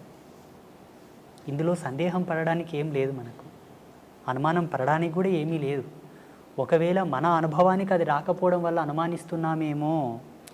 నాకు భావగోచరం ఉంది స్వామి, అంటే మీరు అర్థం చేసుకోగలుగుతారు. రెండోది, భగవాన్ మానుష రూపేణ అని ఎవరైనా వచ్చి ఇంతవరకు ఎప్పుడు మాట్లాడని మాట మాట్లాడడం, చేయని చేష్ట చేయడం నేను చూశాను, అనుభవించాను. ఇది మనిషి చేస్తున్నది కాదు, భగవంతుడు చేస్తున్నది అన్న సంకల్పం ఉంది. అయితే నేను ఆ మహాభక్తులందరూ చూసినట్టుగా స్వామి ఫ్లెష్ అండ్ బ్లడ్లో వచ్చి నిలబడిన దర్శనం నాకు అవ్వలేదు స్వామి. పాట పాడుకుంటున్నప్పుడు ఒక లౌకిక ఆనందం, ఒక లౌకిక అనుభూతి కలుగుతుంది. ఇంత శరీరం ఉండి కూడా ఈ స్పృహ ఉండదు. అంతవరకు నాకుంది, కానీ నేను స్వామిని భౌతికంగా చూడలేదు స్వామి. పరమాత్మని భౌతికంగా చూడాలన్న కోరిక ప్రపంచంలో అందరికీ ఉంది, జిజ్ఞాసులకు అందరికీ ఉన్నది ఈ కోరిక. నేను యావన్ ప్రజాలోకానికి మీకును ఒక సందేశం ఏమి ఇవ్వదలుచుకున్నానంటే, భగవంతుని ఇలా ప్రత్యక్షంగా మనం చూడాలనుకుంటే మనలాగే అందుకు సరి సమానమైనటువంటి ప్రమాణము మనలో ఉండగలగాలేమో నా అభిమతం ఇది. ఎలా? సంస్కారవంతమైన సంస్కరణతో కూడుకున్నటువంటి జన్మ అయి ఉండవలే, లేదా ఆయన ప్రేరణతో పుట్టినటువంటి కారణ శరీర జన్మనైనా ఉండి ఉండవాలి. ఈ రెండిట్లో ఏ ఒక్కటి ఉన్నా ఆయనతో మనం కుశల ప్రశ్నలు వేయవచ్చు, సంభాషించవచ్చు, మాట్లాడవచ్చు. అందుకు సరిసమానమైనటువంటి ధర్మం మనం ఉండగలగాలి, పాత్రత ఉండగలగాలి. అయితే ఇది చాలామంది ప్రేక్షకులు కానివ్వండి, మీరు కానివ్వండి ఏమనుకుంటారంటే, ఆ సందర్భం ఎప్పుడు, ఎలా వస్తుంది, ఎన్నవ ఏట వస్తుంది, ఎన్ని సంవత్సరాల తర్వాత వస్తుంది, ఏవి చేస్తే వస్తుంది అని అంటుంటారు. నేను నమ్మిన ధర్మం ప్రకారంగా, జగదంబ నాకు ఇచ్చిన జ్ఞానం ప్రకారంగా, ఎన్నో విద్యలతో, మంత్రతంత్రాలతో, యోగమూలాలతో, ఎన్నింటితో వేదాధ్యయన సంధానముతోటి కనుక మనం చేరలేము, ఒకదానితో చేరవచ్చు. మంచి సత్ప్రవర్తన, సత్యశీలత ధర్మము, మంచి భక్తి, నిష్కల్మషమైనటువంటి భక్తి ఉంటే చాలు. అది అన్నమాచార్యుల వారి యొక్క మనసులో ఉన్నది కాబట్టి భగవంతుడు వచ్చి మాట్లాడాడు. ఏ విధముగానంటే, దగదగ మెరిసే కనకమును పక్కన పెట్టిన అయస్కాంతం ఇనుమును మాత్రమే పట్టుకుంటుంది, కనకమును పట్టుకోదు. ఎందుకు పట్టుకోదు? బంగారు స్వభావం. బంగారు దేదీప్యమానంగా వెలుగుతూ ఉన్నా ఏ ప్రకాశం లేని ఇనుమును మాత్రమే అయస్కాంతం పట్టుకుంటుంది, కనకమును పట్టుకోదు. ఎందుకు పట్టుకోదు? మన రాజసము, మన దర్పణము, మన మేడలు, మన బంగ్లా, మన కార్లు, మన బ్యాక్గ్రౌండ్ అంతా కూడా అక్కడ అయస్కాంతం కనకమును పట్టుకున్నట్లనే మనల్ని భగవంతుడు పట్టుకోడు. కాంతి లేకున్నను గుణధర్మాన్ని బట్టి అయస్కాంతం ఇనుమును పట్టుకున్నట్లనే భక్తుడి యొక్క చిత్తశుద్ధిని, స్వామి భక్తిని, సత్యనీరతిని, ఆయన సత్యశీలతను పట్టుకొని భగవంతుడు దిగివచ్చి వాళ్ళతో మాట్లాడతాడు, కౌగిలించుకుంటాడు. పండరిపుర క్షేత్రంలో సతీ సక్కుబాయి, తుకారం, నామ్దేవ్, ఏకనాథ్ వీళ్ళందరూ కూడా భగవంతునితో కూర్చొని మాట్లాడారు. ఆయనకు గోరుముద్దలు తినిపించారు పాండురంగానికి. అక్కడ సజీవ సాక్ష్యాలు ఉన్నాయి పండరిపుర క్షేత్రంలో ఇప్పటికీ. నాకు ఆ యోగం ఉందా స్వామి? పరమేశ్వరి ఇచ్చా. ఈ కెమెరాల ముందు అవి మనం చెప్పకూడదు. నేను చెబుతాను మీకు ఆ యోగం ప్రసాదించుటకు మీరు చూసుటకు గల భాగ్యం ఏంటన్నది ఇది ఆఫ్ అయిన తర్వాత చెప్తాను. నాకు ఇంతవరకు అయితే ఆ స్వామి నా తండ్రి కొడుకుగా భావించుకుంటాను స్వామి. మనకు గీతాచార్యుడు ఒక ప్రమాణం ఇచ్చాడు. అర్జున, చూడగలిగిన వారు ఎవరైనాను నన్ను చూడవచ్చు, చూడగల మనసుంటే చాలు, చూడగలగాలని ఒక ఆశ ఉంటే చాలు, అలా చూడవచ్చు అని. అప్పుడు ధృతరాష్ట్ర మహారాజు ఒక మాట అన్నాడు, ప్రభు నాకు చూసుటకు యోగ్యత లేదు, నేను అంధుడను, నాకు చూపించండి తండ్రి అంటే తన శక్తిని ధృతరాష్ట్రునికి ఇచ్చి పరమాత్మ దర్శనం చేయించాడా లేదా? మీరు కోరుతున్నది ఒక ధర్మమే. ఇచ్చు యోగ్యులు ఎవరున్నానో మీకు ఆ ప్రసాదం ఇవ్వగలరు, ఆ దర్శనం చేయించగలరు. మీ అనుభవంలో అది చూసి ప్రజాలోకానికి మీరు మెసేజ్ ఇవ్వండి. ఫలానా శ్రీ శ్రీ శ్రీ ఆదిత్య పరాశ్రీ స్వామి నా జీవితంలో నేను కోరగా భగవంతుని నాకు దర్శనం గావించాడు అని మీరు సెలవియ్యండి. తప్పకుండా చెప్తాను స్వామి. ఇన్ని కెమెరా సాక్షిగానే ఇన్ని మంచి మంచి విషయాలు తెలుపుతున్నారు కదా స్వామి, తెలియజేస్తున్నారు. నేను చెప్పేది అవసరమా? వాళ్ళు నేను తెలుసుకుంటున్నానని చెప్పకనే తెలుసుకుంటున్నారు. కానీ నాకు దర్శనమైనప్పుడు మటుకు తప్పకుండా తెలియజేస్తాను స్వామి. నేను ఈ కెమెరా ఆఫ్ అవ్వగానే అందుకు సంబంధించిన మూలాలు నేను వివరిస్తాను మీకు. మీరు తప్పకుండా చేసుకుంటారు అన్న నమ్మకం నాకుంది. సంతోషం స్వామి. మీ లక్ష్యంగా అది మిగిలిపోయి ఉన్నది. స్వామివారు మమ్మల్ని ఇక్కడ పిలిపించారని నేను భావిస్తున్నాను. సంతోషం స్వామి. ఈ ఏమాత్రము భయము భక్తి లేకుండా నాకు ఇక్కడ కన్నా అక్కడ డబ్బు ఎక్కువ వస్తుంది, అక్కడ కన్నా అక్కడ డబ్బు ఎక్కువ వస్తుందని కొంతమంది స్వామి సేవకులు ప్రవర్తిస్తూ ఉంటారు స్వామి.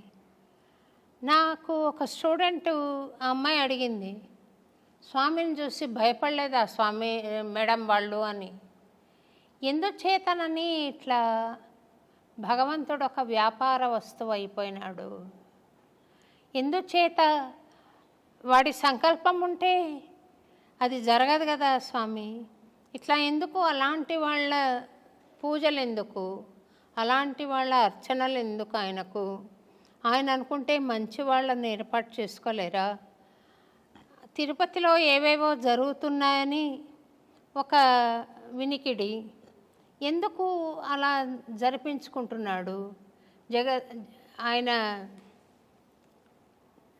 జగజ్జనకుడు, యావత్ ప్రపంచానికి చక్రవర్తి, విశ్వానికి చక్రవర్తి. ఆయన అనుకుంటే చేయలేనిదేముంది స్వామి? ఎందుకు ఈ జగన్నాటకము ఆడుతున్నాడు? దీనికి ఏమైనా పరమార్థం ఉందా? ఈ సృష్టికి ఒక కారణం ఉందా? ఎందుకు ఇలా జగన్నాటకం సాగుతోందనే దానికి. సమస్త జీవరాశుల యొక్క దాహం తీర్చేది జలము, నీళ్లు. శుద్ధమైనటువంటి నీళ్లతో కూడుకున్న ఒక కొలను ఉన్నది. ఆ కొలనులో అందరూ దాహం తీర్చుకోవలసినని ఒక అవకాశం ఉన్నది. మిగతా జీవరాశులు, మానవాళి అంతా కూడా. అందులో బుద్ధిమంతులు తగినన్ని నీళ్లు తాగి పక్కకు వస్తారు. అజ్ఞానులు నీళ్లు తాగుటయే కాక కాళ్ళు చేతులు కడుక్కుంటారు. మూర్ఖులు కాళ్ళు చేతులు కడుక్కోవడం కాకుండా దాంట్లో ఈత కొడుతూ ఆ నీళ్లను ఒండ్రు చేసేసి ఎవరికి తాగకుండా పనికి రాకుండా చేసేస్తుంటారు. దానికి తగినటువంటి పరిణామం కూడా వాళ్ళు అనుభవించాలి, తప్పదు. ఇది జగత్ సత్యం. ఈ ప్రపంచంలో ఏ అవస్థతోనైనా దేనితోనైనా ఆడుకోనవచ్చును, ఏ బంధంతోనైనా ఆడుకోనవచ్చును, కానీ భగవద్బంధంతో ఆడుకోకూడదు. భగవంతుడు ఆట కాదు, అనుభూతి. భగవంతుడు వ్యాపారం కాదు, పరమ భక్తి. అక్కడ వ్యాపారం మొదలైంది, ఆట మొదలైందంటే జీవితానికి వచ్చేటటువంటి అనర్థాన్ని కూడా అనుభవించాలి. జాగ్రత్త, ఇది సత్యం. ఆ మాత్రం విషయ జ్ఞానం లేకుండా ప్రవర్తిస్తున్నారంటే వారు కలియుగంలో ఉన్న రాక్షసులే, ఈ కలియుగంలో నడయాడుతున్న రాక్షసులు. భగవంతుడు దిగివచ్చి వాళ్ళకు జ్ఞానం చేసి వాళ్ళని సన్మార్గంలోకి తీసుకురావచ్చు కదా స్వామీజీ అని మీరు అనుకునవచ్చును. భగవంతుని శక్తిని ఈ పామరులతో తూలనాడబడదు. వాళ్ళకు జ్ఞానం కలిగించి వాళ్ళని యథాతథంలోకి తీసుకురావడానికి భాగవతులు ఉన్నారు. ఆయన సేవతో ఆయన నామాన్ని ప్రచారం చేస్తున్నట్టు పుణ్యాత్ములు ఉన్నారు.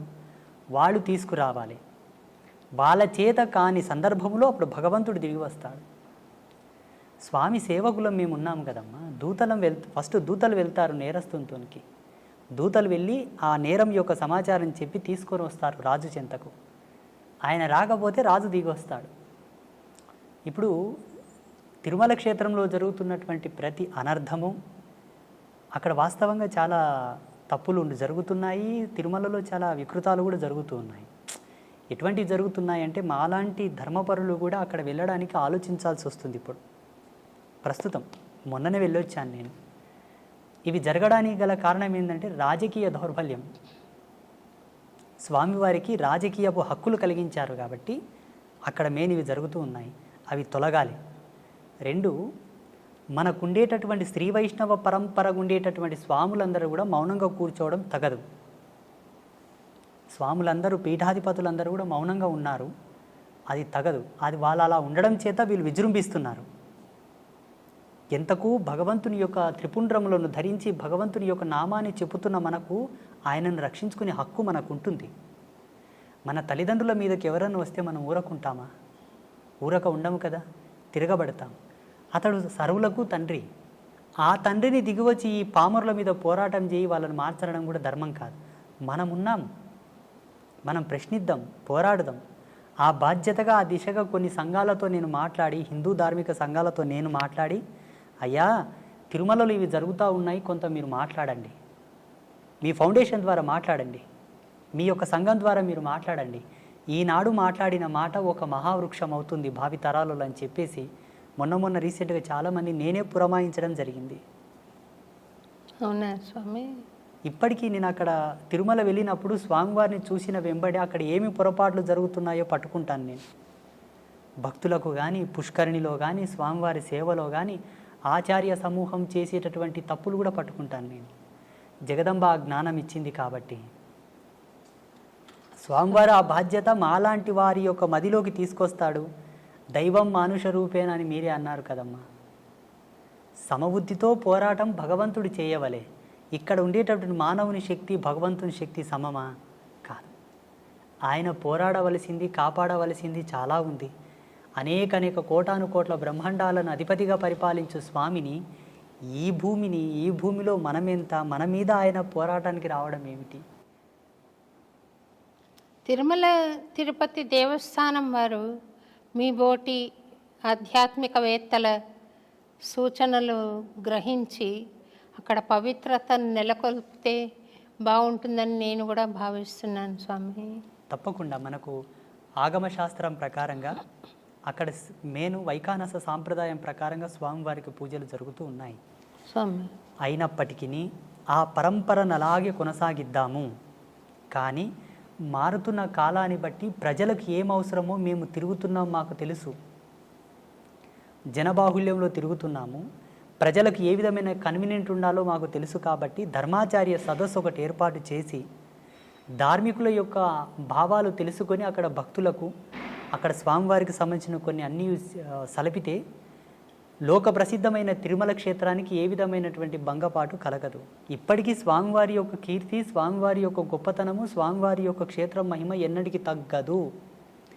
భువి ఆకాశములు ఉన్నంత వరకు, యుగధర్మం ఉన్నంత వరకు స్వామి రారాజే. చాలామంది తిరుమలలో వైభవం తగ్గుతుంది, తిరుమల క్షేత్రం మూతపడుతుంది, తిరుమలకు జనాలు వెళ్ళరు అని కొంతమంది స్వామీజీలు మీడియా ముందు చెప్తున్నారు. అది తప్పు.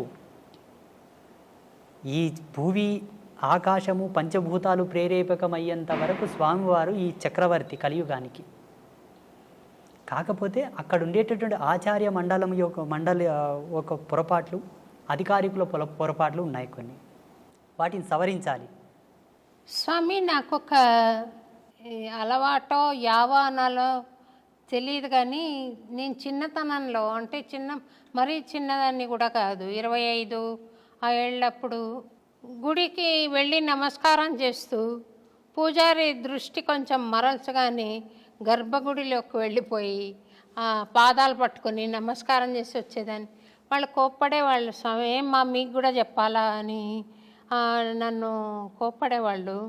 నేను పట్టించుకోకుండా స్వామిని స్పృశించి నమస్కారం చేయాలి అన్న ఒక బలమైన కోరిక ఉండేది స్వామి. నేను శ్రీరంగంలో సమాశ్రయణం తీసుకున్నాను. అదైన తర్వాత తిరువళ్ళరై అనే ఒక ప్లేస్ ఉంది కదా స్వామి. ఇప్పుడు ఏదో మళ్ళీ జనసమ్మర్దం అంతా ఉందంట, కానీ నేను మా ఆయన సమాశ్రయణం చేసుకొని మా గురువు గారు అక్కడికి వెళ్ళి ఒకసారి దర్శనం చేసుకొని రండి అంటే వెళ్ళాం. ఒక్క పిట్ట లేదు స్వామి, అంత పెద్ద గుడిలో ఒక్క పిట్ట లేదు. అయితే చిన్న ఇల్లు ఉంది ఇంతది. వెళ్ళి మా ఆయన తలుపు తడితే అర్చక స్వామి బయటికి వచ్చారు. మేము ఇట్లా వచ్చామంటే నేను వస్తాను పదండి అని ఆయన వచ్చారు. వచ్చి నేను మా ఆయనకు చెప్పాను, ఈ స్వామిని ముఖమంటపంలోకి తీసుకెళ్ళి మాట్లాడతావా అని. ఆయన తీసుకొని వెళ్ళి ముఖమంటపంలో మాట్లాడుతున్నారు. నేను చేసినది నేరమో మరి మంచిదో తెలియదు కానీ గర్భగుడిలోకి వెళ్ళిపోయి ఆయన పుండరీకాక్ష స్వామి చక్రం ప్రయోగిస్తున్న పోజ్లో ఉన్నారు. ఆయన కాళ్ళు పట్టుకుని చాలాసేపు ప్రార్థన చేసుకుని ఒక 5 నిమిషాల పాటు అంతరాలయంలోకి వచ్చి కూర్చుని పొడగంటి మయ్యామిమ్ము పురుషోత్తమ అని పాడాను. ఆ పాట పాడంగానే ఆ ముఖమంటపం చాలా దూరం, చాలా పెద్ద టెంపుల్ కదా స్వామి. ఆయన ఇలాగొచ్చి అరవన్లో చెప్తున్నాడు, స్వామి రొమ్మ నల్లా పాడినారా అని, చాలా బాగుంది, నాకు సంతోషమైంది, ఇంకోటి పాడతావా అని అడిగాడు. ఆ మాట్లాడుతున్నప్పుడు ఇది అర్చక స్వామి కాదు మాట్లాడేది, ఆ పుండరీక స్వామి మాట్లాడుతున్నాడు నాతో అనే భావన నాకు కలిగింది. అది నేను చేసింది నేరమా లేక అది క్రమశిక్షణ ప్రకారంగా చూస్తే అలా నేను ఇప్పుడు నా గుళ్ళోకి, ఇప్పుడు మేము చేసిన గుడిలోకి మేము వెళ్ళాము స్వామి. అర్చక స్వామి లోపలికి వెళ్ళి పూజ చేస్తూ ఉంటాను. ఆ కళలు అప్పచెప్పక ముందు కుర్చీ వేసుకొని లోపల కూర్చున్నాను నేను. కానీ కళలు అప్పచెప్పిన తర్వాత లోపలికి వెళ్ళే అవకాశం లేదు. కానీ చిన్నతనంలో అప్పుడు ఏ గుడికి వెళితే అక్కడికి వెళ్ళిపోయి ఇట్లా పట్టుకునే ఒక ఇది ఉండేది. అది ఏమన్నా దోషమా స్వామి? అది నన్ను ఏమన్నా వెంటాడే అవకాశం ఉందా? మీకు భగవంతుని యందు ఉండే అనురక్తి, భగవంతునితో మీకు ఉండేటటువంటి బంధం, ఆ ప్రేరణ అందరికి కలగదు. కలిగినా కొందరికి భయం ఉండి, కలిగినా కొందరికి కొంత భేదం ఉండి కూడా పోలేకపోతారు. చాలామందికి ఈ ఇష్టం ఉంటుంది. ఏవీ లేకుండా మీరు వెళ్ళి పట్టుకున్నారు చూసారా, అది మీకే తగింది, మీ యొక్క గొప్పతనం. అది దోషంగా పరిగణించవలదు, దాని దోషంగా చూడవలదు. అది పుణ్యం, సుకృతం, మీ అదృష్టం. మా అమ్మ అన్నది స్వామి, మీరు శ్రీ ఎట్లెళ్ళినావే అంత స్వామి దగ్గరికి అట్లా గర్భగుడిలోకి, మా అమ్మ అన్నది నన్ను. శ్రీవారి చరణములను స్పృశించారా? ఈయనను తిరుపతిని నేను ముట్టుకోలేకపోయినాను స్వామి, ఎందుకంటే అక్కడ గడప దాకా వెళ్ళాను. అవును, అది మహాభాగ్యమే, చాలా సుకృతం, అది అదృష్టం. అది గడప దాకా వెళ్ళి స్వామిని పాడుకున్న సందర్భం ఉంది. ఆ బంగారు వాకిల్లో కూర్చుని స్వామిని చూస్తూ పాడిన చాలా ఏళ్ల క్రితం. ఇప్పుడు ఆ అవకాశం అక్కడ తీసేశారు. తర్వాత గర్భగుడి లోపలికి వెళ్ళలేదు, కానీ అంచులలో నిలబడి స్వామిని దర్శించిన అవకాశం, మహద్భాగ్యం ఉంది స్వామి. మీరు ఒక్క మాటలో చెప్పాలంటే విశేషించి మీరు కారణ జన్ములే స్వామి. ఎందుకంటే స్వామివారి యొక్క నామాంకితం చేతనే మీకు బహువిధమైన ప్రజ్ఞాపాఠవాలు సిద్ధించాయి. సమాజంలో మీకు గుర్తింపు ఉన్నది కూడా స్వామివారి యొక్క నామాంకితం చేతనే. అన్నమాచార్యుల వారి యొక్క సంకీర్తనలను ఇప్పటికీ డాక్టర్ శోభారాజు గారే ఒక అంబాసిడర్గా ఉన్నారు అంటే ఆ క్రెడిట్ మీకే దక్కింది కదా స్వామి. సంతోషం. ఇప్పుడు ఎవరిని గొప్ప వాళ్ళని ఎవరిని అడిగినా సోషల్ మీడియా మాధ్యమంగా కూడా మిమ్మల్ని చూడాలనుకున్నప్పుడు స్వామివారి సంకీర్తనతోనే చూడాల్సి వస్తుంది. అది మీ అదృష్టం అమ్మ, మీ సుకృతం. సంతోషం స్వామి. ఈ అన్నమాచార్య భావనావాహిని పక్షాన మేము తరగతులు నిర్వహించడం, కార్యక్రమాలు ఇవ్వడం, ఉపశమన సంకీర్తనం అని ఎవరన్నా బాధలో ఉంటే మా ఖర్చులతోటే వెళ్ళి పాడడం అక్కడ. తర్వాత సంకీర్తన ఔషధం అని ఇలాంటి కార్యక్రమాలు చేస్తూ వస్తున్నాను స్వామి. ఇంకేదైనా స్వామి నాకు చెప్పాలనుకున్నది, ఇది చెయ్యి అని చెప్పాలనుకున్నది ఏదైనా ఉందా స్వామి? ఒక చిన్నది మీకు బాధ్యతగా మిగిలిపోయి ఉన్నది, ఒక్క కార్యం మిగిలిపోయి ఉన్నది, అది మీకు సెలవిస్తాను నేను. స్వామివారి ప్రేరేపకముగా అన్నమాచార్యుల వారి యొక్క ఆదేశానుసారంగానే నేను మీకు ప్రబోధం చేస్తాను. అది మీరు చేయగలరు, ఇక్కడే చేయొచ్చు, ఇక్కడ చేస్తారు. అది త్వరలోనే జరిపించేద్దాము. నేను ఉంటాను, మీరు వస్తారా స్వామి? సంతోషం స్వామి. నేను సర్వదా మీకు విధేయుడనే. మీ భావానికి, మీ యొక్క గుణగణములకు నేను దగ్గరగానే ఉన్నాను. మీరు సంకీర్తనాలాపనతోటి భగవంతుని చేరుతున్నారు, మేము యోగ తపస్సుతోనే చేరుతున్నాము. మీదును మాదును ఒకే ప్రయాణమే. ప్రయాణంలో వాడుతున్న వాహనములు వేరు, ప్రయాణం ఒకటే. మీరొక వాహనంలో, మేము ఒక వాహనంలో వస్తున్నట్టు లెక్క. ఇద్దరి గమ్యం ఒకటే. మీకు చాలా దగ్గరగా ఉన్నాము. ఆ రోజు రాకపోవడానికి కారణం జగదంబ, ఈరోజు రావడానికి కారణం కూడా అమ్మ స్వామివారే. ఇక్కడ మీరు కొంత బాధపడి ఉన్నమాట నాకు అర్థమైంది. స్వామి ఎందుకు రాలేదు, గురువుగారు ఎందుకు రాలేదు అని మీరు కొంత మతన పడ్డమాట వాస్తవమే. నేను నిమిత్త మాత్రుని. ఇప్పటికీ నేను అంబాత్రయ క్షేత్రంలో మా శిష్య బృందానికి అంతా చెప్తుంటాను, నేను నిమిత్త మాత్రుని. నా ఫోటో ఎక్కడ ఫ్లెక్సీలో వేయకండి, ఎక్కడ కూడా నా గుర్తింపు రాకుండా చూడండి అంటాను. వాళ్ళు వినరు. వినకనే అక్కడక్కడ కొన్ని ఫ్లెక్సీలలో ఫోటోలు వేస్తారు. నేను ఆ ఫోటోను చూడను, తలదించుకుంటాను. నాకు స్వయం ప్రకటితం ఇష్టం ఉండదు. అదే తపస్సు తగ్గుతుంది, అక్కడ తపస్సు క్షీణం అవుతుంది. స్వయం ప్రకటితం తపక్షీణం. మేము ఎక్కువ అద్దంలో ముఖం కూడా చూడకూడదు. మా భృకుటిని మేమే దర్శించిన ఎడల మా యోగ మహిమ తగ్గుతుంది. ఏదియూ అడిగి తీసుకోకూడదు, మా తపస్సు క్షీణం అవుతుంది. కోరడం మాకు ధర్మం లేదు, అడగడం మాకు హక్కు లేదు, మాకు మేముగా ప్రమోట్ అవ్వడం కూడా మాకు ఇష్టం లేదు, ఉండకూడదు. అది నిషిద్ధం. నిరాడంబర తత్వంతో ఉండిన ఎడల మేము అనుష్ఠానము చేయకపోయినా మా తపస్సు పెరుగుతూ ఉంటుంది, ఆటోమేటిక్గా అప్డేట్ అవుతూ ఉంటుంది. సంగీత క్యాసెట్స్ అని ఒక కంపెనీ ఉండేది స్వామి, దానికి నేను పాడేదాన్ని డివోషనల్స్. వాళ్ళు మీ పిక్చర్ ఇవ్వండి, ఇందులో వేస్తామన్నారు. నా పిక్చర్ వద్దు, అన్నమాచార్య బొమ్మ వేయండి అని చెప్పాను. అంటే అప్పటి నా ఆలోచన ప్రకారం అది చెప్పాను నేను. చెప్తే మీ మీద ప్రేమతో మేము అడగట్లేదమ్మా పిక్చర్ ఇవ్వమని, మాకు వ్యాపారం కావాలి, మాకు తప్పకుండా ఉంటే తప్ప ఫలానా సింగర్ అని మాకు ఉంటే తప్ప మాకు వ్యాపారం జరగదు అని అన్నారు. అయినా నేను ఆ క్యాసెట్ పిక్చర్ ఇవ్వకుండానే విడుదల చేశారు. తర్వాత వాళ్ళు పట్టుబట్టి అది వేశారు. కానీ నాకు వాళ్ళ ఆంతర్యంలో ఒక కారణం, ఒక హేతుబద్ధంగా ఉంది అని అనిపించినది ఏమంటే, ఇప్పుడు మీరు త్రికరణ శుద్ధిగా చేస్తున్న సేవ అంబత్రయి క్షేత్రంలో ఉత్తరోత్తర వస్తారు స్వామి, తప్పకుండా వస్తారు. వాళ్ళు చెప్పుకున్నా మనకు నష్టం లేదు, మీ సంకల్పానికి నష్టం లేదు. ఈ క్షేత్రం మేమే పెట్టాము, స్వామికి జ్ఞానబోధన నేనే చేశానని చెప్పే వాళ్ళు కూడా వస్తారు, ఉంటారు కొంతమంది. అట్లా మీ క్షేత్రం గురించి నేను మాట్లాడటం భావ్యం కాదేమో, కానీ ఉంటారు అలాంటి వాళ్ళు ప్రతి దగ్గర.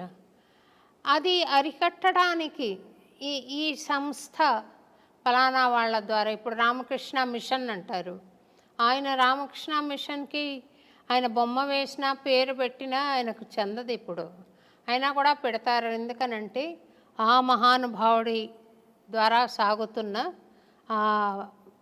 ఆదిమూలం ఆయన అన్నట్టు సాగుతూ ఉంటుంది. అందుకని అయినా మీరు ఆ ఫ్లెక్సీల్ని మన్నించాలి అని నేను కోరుకుంటున్నాను స్వామి. అదే దశకంలో నడుస్తుంది. నేను ఇష్టపడకపోయినా వాళ్ళు మీరు అన్నట్టుగానే భావించి చేస్తున్నారు కార్యక్రమాలు. ఎక్కువగా ఎందుకో శ్రద్ధ కలగదు అందుపైన. అది మనసులో అంకురం నాటుకుపోయింది, జాడ్యం పట్టుకుంది బాగా, మక్కిలి పోదు, ఆ వైరాగ్య చింతనలు పోవు. వాళ్ళు ప్రేమతో ఏదైనా వండి తెచ్చినా తిందామన్నా ఆ నాలుక కోరదు. అలాగే కుక్కుకుంటాను బలవంతంగా, అన్ని 2 ముద్దలు తినేస్తాను. ఇప్పుడు నాదేం తప్పు లేదు, అందున్న జీవుడు అందుకు అలవాటు పడిపోయాడు. ఈ దేహాన్ని ధరించుకొని ఉన్న ఆ జీవుడు అందుకు అలవాటు పడిపోయాడు. అలా వారిస్తూ ఉంటాను వాళ్ళని. చూడండి, ఇది లోక కళ్యాణం కొరకు స్థాపితమైన క్షేత్రము, ఆడంబరాల కొరకు స్థాపన కాలేదు అని వాళ్ళని అట్లా వారిస్తూ ఉంటాను. ఎందుకంటే వాళ్ళలో కూడా జాగరూకత ఉండాలని, ఆ భద్రతా భావం ఉండాలని, ఎక్కడ కూడా ధర్మాన్ని తప్పొద్దు, ఇది ఆడంబర క్షేత్రంగా మనం క్రెడిట్ కావద్దు అన్న ఒక భావన. ఎద్దులని ఎప్పుడెప్పుడు అలిస్తూ నాగలి సాటిగుండా పోయేటట్టు ఎలా అలిస్తాడో రైతు, అలాగనమాట. వేస్తారు వాళ్ళు, ఫోటో వేస్తారు. అంటే నా బోటి వాళ్ళకు కూడా వీడియో పైన చూడంగానే ఇది స్వామి వీడియో అని మీ పిక్చర్ ఉంటే త్వరగా తెలుస్తుంది స్వామి. వాస్తవంగా ఇప్పటి వరకు ఆ యూట్యూబ్ ఏంటి, దాంట్లో ఏం పెడుతున్నారు ఇంతవరకు నేను చూడలేదమ్మా, నాకేమీ తెలియదు. మంచి విషయాలు వచ్చాయి స్వామి, మీరు చెప్పడం మూలాన చాలా మంచి విషయాలు బయటికి వచ్చాయి. కొన్ని దుర్మార్గాలను కూడా మీరు నిరసించారు, ఇది కరెక్ట్ కాదని. అది చాలా బాగుంది స్వామి, ముక్కుసూటిగా చెప్పారు కొన్ని విషయాలు. బాగుంది స్వామి, యూట్యూబ్లో మీరు మాట్లాడిన విషయం చాలా బాగుంది. ఇప్పుడు ఆలయంలో పూజలు చేసే వాళ్లకు ఈ అర్హతలు ఉండాలి, ఈ భక్తి కంపల్సరీగా ఉన్నవాళ్లే చెయ్యాలి, ఈ నియమనిష్టలు ఉన్నవాళ్లే చెయ్యాలి అని ఉందా స్వామి, లేదా ఏదైనా ఒక వర్గం చేయొచ్చా? యోగ్యుడైన వాళ్ళు ఎవరైనాను చేయవచ్చు. ప్రధానమైన నియమాలు 3. వాళ్ళు త్రిమాకారములకు దూరంగా ఉండాలి, మద్యమాంసాదులు కంప్లీట్గా వధించి వేయాలి, విడిచిపెట్టాలి. ఒకవేళ గృహస్థుడైతే భార్య తప్ప అన్య స్త్రీలను గౌరవించడం వరకే కానీ ఎవరు ఆయనకు తగరు. ఈ 3 ప్రధానం. ఒకవేళ విప్రుడైతే, బ్రాహ్మణుడైతే, మంచి సద్గుణ సంజాత అయినటువంటి కులధర్మంలో పుట్టినవాడైతే ఆయన తప్పకుండా 2 పూటల అగ్నికార్యం చేయువాడై ఉండాలి. ఆచార ధర్మంలో కట్టుబడి నడుచుకునేవాడై ఉండాలి. ఆ మర్యాదను కాపాడేవాడై ఉండాలి. విప్రుడైతే నిమ్న వర్గాల వాళ్ళు ఎవరైనాను భగవత్ కైంకర్యము చేయవచ్చు, మద్యమాంసాదులు సేవించకూడదు, ఆచార ధర్మాన్ని కట్టుబడి ఉండాలి, సదాచారం పాటిస్తూ ఉండాలి, శాంత స్వభావి, ముక్కోపి అయి ఉండకూడదు, కోపం ఎప్పుడూ ఆయనకు తగదు. ఒక మాటలో చెప్పాలంటే హరిషవర్గములకు కొంత దూరంగానే ఉండాలి ఆయన. అప్పుడు భగవంతుని కాళ్ళు గడిగి ఆ తీర్థం 10 మందికి ఇచ్చిన శుభమవును. భగవంతునికి అంత హారతి ఇచ్చినా, ఎవరికైనా హారతి చూయించినా వాళ్ళకు జయమగును. భగవంతుని నామాను పలికి వాళ్ళని శుభమని దీవించిన వాక్కు ఫలించును. ఈ హరిషడ్ వర్గములను దగ్గర పెట్టుకొని, త్రిమాకారములను నీ వంట పెట్టుకొని గనక దేవుని పాదాలు కడిగి వాళ్ళకి తీర్థం ఇస్తే వాళ్ళకు శుభమగునేమో భగవంతుని అనుగ్రహం చేత. నీవు కొంత ఇబ్బంది పాలవుట తథ్యం. అర్చకుడు ఎవరు ఎప్పుడే కానీ అలా ఉండకూడదు. వాస్తవంగా శాస్త్ర ప్రమాణంగా ధర్మసింధువు ప్రకారంగా యజ్ఞోపవీత ధారణ కంపల్సరీ, సాంప్రదాయకమైన తిలకధారణ కంపల్సరీ, ఆచార ధర్మంతో కూడుకున్న వస్త్రధారణ కంపల్సరీ. ఇవి ఉంటే తప్ప భగవత్ కైంకర్యం చేయడానికి అర్హుడు కాడు. మీరు భగవత్ కైంకర్యం చేస్తున్నారు కదా స్వామి, మీరు యజ్ఞోపవీత ధారణ చేశారా మరి? ఉన్నది. సన్యాసులకు 3 సూత్రములతో కూడుకున్న యజ్ఞోపవీతం ఉంటుంది కాబట్టి 3 సూత్రములతో ఉన్న యజ్ఞోపవీతం. మేము బ్రహ్మచర్యములు అంటే సన్యాసంలో ఉన్నాం కాబట్టి 3 సూత్రములు మాకుంటాయి. పెళ్ళి కాని వాళ్ళు 6 సూత్రములు, పెళ్ళైన వాళ్ళు 9 సూత్రములు ధరించుట మనకు సాంప్రదాయకంగా వస్తున్నటువంటి పరంపర. ఆ సంప్రదాయాన్ని అనుసరించి మాకు 2010వ సంవత్సరంలోనే జరిగింది. 2010వ సంవత్సరం, ఇప్పటికీ 14 సంవత్సరాలు అయింది. నేను శ్రీమాత యొక్క చరణములను పట్టుకున్న తర్వాత నా జ్ఞానం ఇష్టపడి నాతో వచ్చి జ్ఞానోపదేశం స్వీకరించి, ఉపదేశ సంస్కారం స్వీకరించి, నీ జ్ఞానం నీ తపస్సును మాకును ప్రబోధం చేయి నాయనా అని అడిగిన వాళ్ళందరికీ కూడా సంస్కారబద్ధంగా వాళ్ళకు యజ్ఞోపవీత ధారణ చేయించి వారికి తగు పద్ధతులతో శుద్ధిని గావించిన తర్వాతనే మంత్రదీక్ష, మాలధారణ, దీక్షా ప్రధాన సంస్కారం చేసి ఉన్నాను. చాలామందికి నేను యజ్ఞోపవీతం వేశాను, వ్యసనాల నుంచి దూరం తీసుకొచ్చాను, భగవంతునికి దగ్గర చేశాను, శాస్త్రానికి, ధర్మానికి, సిద్ధాంతానికి పాత్రులను చేశాను చాలామందిని. నా సంకల్పం అదే. అంటే ఏ వర్గమైనా మీరు స్వీకరించి చేశారా స్వామి? 100కు 99% మంది ఇప్పటి వరకు జగదంబ యొక్క మంత్రదీక్షను పొందిన వాళ్ళందరూ కూడా బడుగు బలహీన వర్గాల వాళ్ళే, సబ్బండ వర్ణాల వాళ్ళే. ఆ 90% వదలగా మిగిలిన 10% మంది బ్రాహ్మణులు కూడా ఉన్నారు మా భక్తులు. సద్బ్రాహ్మణులు విశిష్ట పరంపరానుగతంగా ఉండేవాళ్ళు కూడా వచ్చి, అయ్యా మీరు చెబుతున్న మాట ఈశ్వర ప్రమాణంగా ఉన్నది, మాకు పూర్వపు గురువులు ఉన్నప్పటికీ మీ చేత ఏదో పొందదలిచాము, ఏదని అనుగ్రహించండి అన్నారు. ఇచ్చాను. ఏదో 2 బీజమంత్రాలు, 2 శ్లోకములు, ఒక పారాయణము, ఏదో మీరు ఇప్పించండి, ఒక 41 రోజు చేసుకున్న మా జన్మ పావనమగును అని అడిగిన వాళ్ళు ఉన్నారు. అమ్మగా నేను ఇచ్చాను, వాగ్దేవతగా ఇచ్చాను, నేనుగా ఇవ్వలే. ఆ వాణి సరస్వతి యొక్క ప్రతిరూపకంగా నేను వాళ్ళకు మంత్రదీక్షలు ఇచ్చాను. ధనము కోరిన వారికి లక్ష్మీ రూపకంగా అనుగ్రహించాను. శక్తి సంపత్తి, రాజకీయ శక్తి కోరిన వారికి కాళీ రూపంలో అనుగ్రహించాను. ఎవరు ఏమి కోరదలిస్తే ఆ విధంగా నేను అనుగ్రహించాను. అమ్మగా ఇచ్చాను, నేనుగా ఇవ్వలేదు. అమ్మగా నాకు కూడా ఆశీర్వాదమేమండి స్వామి. మీకు 3 అమ్మల యొక్క కృపను ప్రసాదిస్తాము, దాంట్లో ఏ సందేహము లేదు. త్రిమాతల యొక్క కృపను మీకు ప్రసాదిస్తాము. మీరు ఒక మాట ఇవ్వాలి నాకు. చెప్పండి స్వామి. ఈ వీడియో మాధ్యమంగా ఆ 3 అమ్మలుగానే నేను అడుగుతున్నాను. మీకున్నటువంటి గానామృతము చేత మేము వాగ్గేయకారకులు ఎవరైతే పాటలు పాడేవాళ్లను శాస్త్ర పరిభాషలో ఒక మాట అంటాం, మేము గంధర్వ శిఖామణులు అంటాము. ఆ అంశతో పుడతారు వాళ్ళు. మీరు అదే అంశతో జన్మించారు కాబట్టి ఈశ్వర ప్రీతి పొందుటకు వాళ్ళు తొందరగా ఆ పాత్రత పొందిన వారయ్యే పుడతారు. పాడేవాళ్ళందరూ కూడా అవధానులు, పండితులు, గాయకులు, నాట్యకారులందరూ కూడా భగవత్ కళలతో పుడతారు, సారస్వత కళలతో పుడతారు. కాబట్టి భగవంతునికి దగ్గరగా ఉంటారు వాళ్ళు, చాలా చాలా దగ్గరగా. మిగతా వారందరూ కొన్ని ఆమడల దూరం ఉంటే వాళ్ళు చాలా దగ్గరగా పుడతారు. అలా టచ్ అయిపోవడమే ఉంటుంది. అలా అయితేనే ఆ అంశతో పుడతారు. ఆ గొంతులో ఆ గానం అనేది ఆలాపన అవుతుంది. అంతటి సారస్వత సామ్రాజ్యంతో జన్మించినప్పటికీ కూడా కొంతమంది ట్రెండులో పడిపోయి, సోకాళ్ళు మాయలో పడి, బొట్టు పెట్టుకోకుండా కాళ్ళకు చెప్పులు వేసుకొని రకరకాలుగా భగవంతుని పాటలు పాడుతున్నారు చూసారా, అది కొంత నిషిద్ధం. నీవు నార్మల్ సాంగ్స్ పాడేటప్పుడు ఎలాగైనా పాడు, భగవంతుని గానము మీరు ఆలాపించేటప్పుడు కొంత సాంప్రదాయికత, ఆ విలువను కాపాడాలంతే. అక్కడ స్వామివారి యొక్క లీలను మనం పాడుతుంటాము, గొప్పతనాన్ని చెబుతుంటాము. కాబట్టి ఎవరైతే ఈ యొక్క గానము యొక్క మర్యాదలను కాపాడుతూ ఆ సారస్వత కళలను ఆలాపిస్తుంటారో వాళ్ళు భగవంతునికి ఐక్యం అవడం తథ్యం. అయిన వాళ్ళు చాలామంది ఉన్నారు. త్యాగరాజ మహాస్వామి, కాళిదాసు, అన్నమాచార్యుల వారు, తుకారం కానీ వీళ్ళందరూ కూడా పాటల చేతనే భగవంతుని పిలిచారు.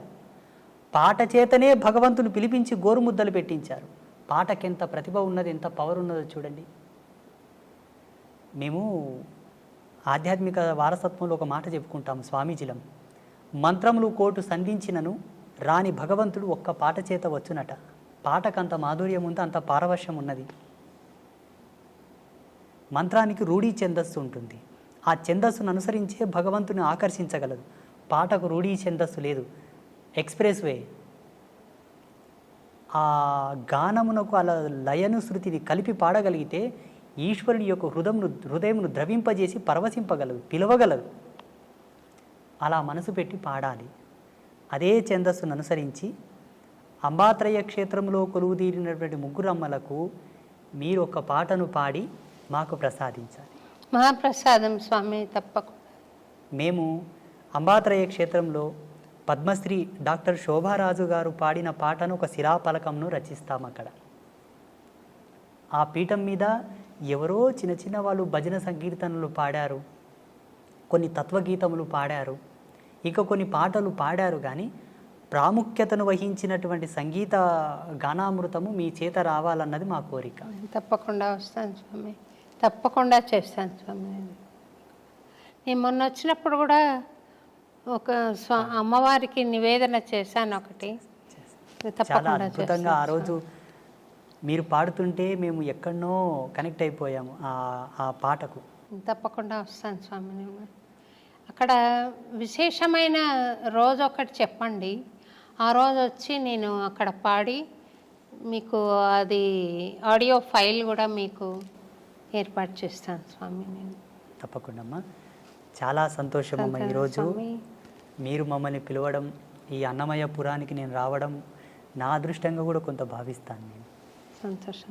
ఎంత భగవంతుని సేవ చేసేవాడినన్నా ఒక శరీరంతో ఉన్నాను కాబట్టి దీనికి కొంత ధర్మం ఉంటుంది, దీనికి కొంత ధర్మం ఉంటుంది. ఆ ధర్మాన్ని బట్టి నాకును ఇది అదృష్టంగానే భావిస్తాను. మీరు ఆదర్శ దంపతులుగా మీరు మీ కుటుంబ సభ్యులందరూ కూడా చిరకాల యశస్సుతో వర్ధిల్లండి, సుఖ సంతోషాలతో జీవించండి, భగవత్ కృపను పొందండి. ఒక చిన్న విషయం అడిగి కార్యక్రమం ముగిస్తాను స్వామి. ఇప్పుడు మీరు వర్గవర్ణ భేదాలు లేకుండా స్వామికి సేవ చేసేందుకు వాళ్లకు ఒక అర్హతను ప్రసాదించారు కదా. అట్లా పూర్వకాలంలో గార్గి ఇలాంటి వాళ్ళందరూ, మైత్రేయి ఇలాంటి వాళ్ళందరూ జంధ్యాలు ధరించి వాళ్ళు కూడా వేద పఠనం చేశారని అంటారు కదా స్వామి. స్త్రీలకు ఏమైనా అవకాశం ఉందా స్వామి అట్లా? అమ్మవారికి దశయజ్ఞోపవీత సంస్కారం ఉంది జగన్మాతకు. అమ్మవారికి కొన్ని తంత్రశాస్త్రాల్లో, కొన్ని అమ్మవారికి సంబంధించిన తత్వవిధి శాస్త్రాల్లో దశయజ్ఞోపవీత సంస్కారం జగదంబ చేసినది అని ప్రమాణాలు ఉన్నాయి. నాగయజ్ఞోపవీత ధారిణి అని అమ్మవారిని కీర్తిస్తారు, స్తుతిస్తారు. కుశయజ్ఞోపవీత ధారిణి అంటారు. అమ్మవారికి ఎన్నో రకాల ముండమాల యజ్ఞోపవీత ధారణం ఉన్నది అమ్మవారికి. ఏంటి స్వామి? ముండమాల యజ్ఞోపవీత ధారణ, నాగ యజ్ఞోపవీత ధారణ, సర్పములని యజ్ఞోపవీతంగా ధరించినది అమ్మవారు. అమ్మ అంటే స్త్రీయే కదమ్మా, మాతృమూర్తే కదా. ముండమాల అంటే పుర్రెల మాలలో కూడా యజ్ఞోపవీతంగా అమ్మ ధరించిందని ప్రమాణాలు ఉన్నాయి. స్త్రీలు యజ్ఞోపవీత ధారణ చేయడానికి అర్హులే, దానికి కొన్ని ప్రమాణాలు ఉన్నాయి. ఆమె యోగ్యత, ఆమె యొక్క పాత్రత, ఆమె స్థితిని అనుసరించి ఆమె ధరించుటకు యోగ్యురాలా కాదా? యోగ్యురాలు అయితే తప్పకుండా సంస్కారం చేయించి ఆమెను భగవంతుని కైంకర్యములకు పురమాయించవచ్చు. కొన్ని పద్ధతులు ఉన్నాయి దాంట్లో, కొన్ని పద్ధతులు, కొన్ని ధర్మసూత్రాలను అనుసరించి ధరించవలసి ఉంటుంది. ఉదాహరణకు డాక్టర్ పద్మశ్రీ శోభారాజు గారికి మాత్రమే ఆ బిరుదు దక్కింది. వారి గొప్పతనాన్ని అనుసరించి ఆ బిరుదు దక్కింది. కేంద్ర ప్రభుత్వం ఆ బిరుదును వారికి ప్రదానం చేసింది. చాలామంది పాటలు పాడేవాళ్ళు ఉన్నారు, భగవంతుని కీర్తనలు పాడేవాళ్ళు ఉన్నారు, అందరికీ ఆ ప్రతిష్ట రాలేదు. అందరిలో మిమ్మల్ని గొప్పవారిగా గుర్తించి అది ఇచ్చారు మీకు ప్రదానం. అలాగే యజ్ఞోపవీత సంస్కారం కూడా అర్హత కలిగిన వాళ్లకు చేయవచ్చు, మహిళలు కూడా చేసుకోవచ్చు. మీరు చెప్పినటువంటి గార్గి కానివ్వండి, మైత్రేయి కానివ్వండి, వీళ్ళందరూ కూడా అట్టి ప్రమాణాన్ని అనుసరించే ధరించి వేదాంత సంభాషణ చేశారు. సంతోషం స్వామి. మీరు మహబూబ్ నగర్లో చాలా దూరం నుండి 4 గంటలు ప్రయాణం చేసి పాలు మటుకు తీసుకుని ఇంత దూరం వచ్చారు. మిమ్మల్ని ఉపవాసంలో పెట్టి ఇంతసేపు మాట్లాడించినందుకు క్షమించమని చెప్పి కోరుతూ, ఎన్నో అద్భుతమైన విషయాలు తెలియజేసినందుకు మీకు అన్నమాచార్య భావనావాహిని పక్షాన అలాగే ఐ డ్రీమ్స్ వాళ్ళ తరఫున మీకు అనేక కృతజ్ఞతలు తెలుపుకుంటూ మా పట్ల ఎప్పుడూ దయ కలిగి ఉండండి అని, మమ్మల్ని ఆశీర్వదిస్తూనే ఉండండి అని, వీలున్నప్పుడల్లా ఈ ప్రాంతానికి దయచేయండి అని చెప్పి అంబత్రయి క్షేత్రంలో కూడా సేవ చేసుకునే భాగ్యం కలిగించండి తప్పకుండా అని కోరుతూ నేను సెలవు తీసుకుంటాను. శ్రీమాత్రే నమః. శుభం భవతు.